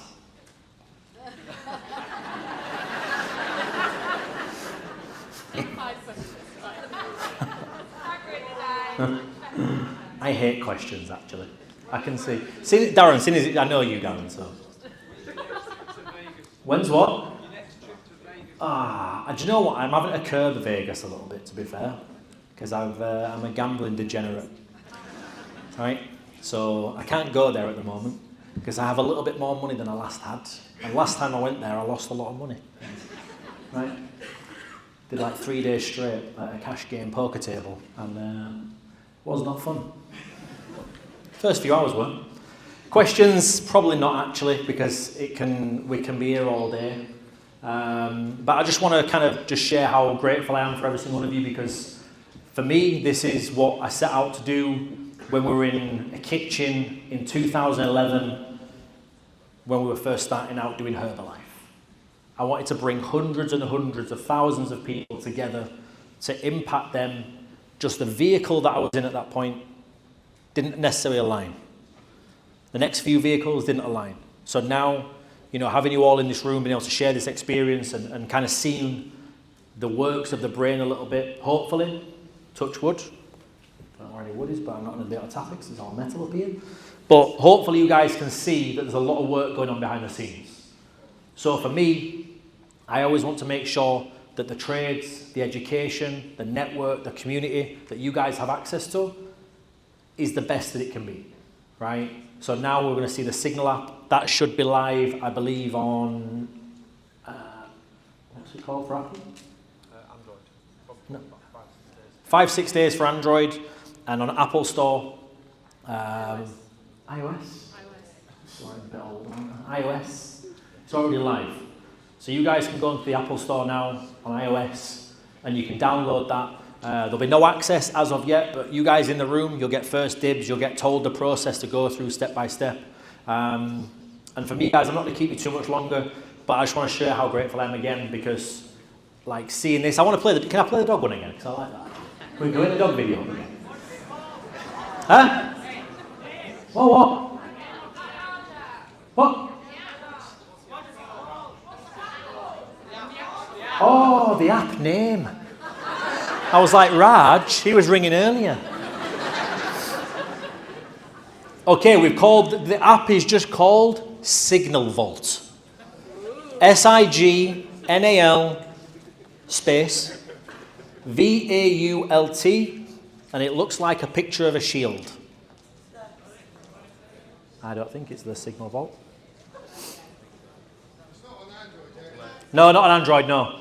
Right, we'll send the links to the portal. Okay. Send the link to the app. Okay. I'll put the QR code by the exit as well. Okay. QR code by the exit. Whoever's on Android, we can get you some upgrades on the way out. We've got a discount code with iPhones. Hands up who's on Android. Okay, 6 days. Wow. Fucking hell. Android, eh? So that's it. I don't know if you guys can see it. Signal. Yeah, it is the Signal Vault. Don't have a name of my own, huh? But when you go in there, it'll basically have the rooms. Got it? We're all got it. We're all on. If you're on Android, you'll have to wait. A little bit of patience, all right? Second bit. But guys and girls, I appreciate every single one of you coming through. There's nothing else I've missed off, is there? No, I'm very excited. In fact, go back to this screen again if you can. Uh-oh, sorry about that. I just want to show you this one more time, because I'm buzzing about this. Dashboard, AI assistant, overview, journaling, trade ideas, leaderboard, compound, risk calculator, the economic calendar, the live sessions, learning, buzzing. I'm going to start to put some stuff in here as well. You can go back to the screen now, my friend. Thank you. Just put the ADHD moment there. I'm going to start putting things in here so that you guys have got things to work towards. So at the moment, you might have seen on the top right-hand corner, there's a little EXP button, like you have on Duolingo and all these other apps and things like that. I want to put that in place where you're watching, you're learning, you're attending the lives, but you get rewarded for doing so. So if you're attending the lives, you can get access to certain things. It might be a free private event. Oh, that's what I've not told. Oh, see that there? I knew I was missing something. There was something there in the back of my dome. Okay, show of hands. Someone's like, yeah, I don't care, I'm in. If we were to host private mini trading events, who would want to attend? The price is £1,000 a session. Right? But this is another thing that we're looking to do. Maybe once every couple of weeks, once a month, to begin with, we're going to have sessions with Matthew, sessions with John, where you guys can go 20, 30 people. Take your laptop. It'll be midweek, hopefully, if we can try and do this, maybe on weekends as well. And you can immerse yourselves in for 3, 4, 5 hours. So like all of this stuff is coming, right? So that was literally in the back of my head. I'm glad I got that out there, because I got home and I'd have been like, oh, I forgot to say this. But Signal app is coming, the back-end portal, the live masterminds, all of this other stuff is going to be there. The live trades, the live events, the live trading sessions, more trades, more education is all going to be there for every single one of us. So guys, I appreciate every single one of you for coming through. Thank you very much for taking the time out of your day. Let's fucking smash this week.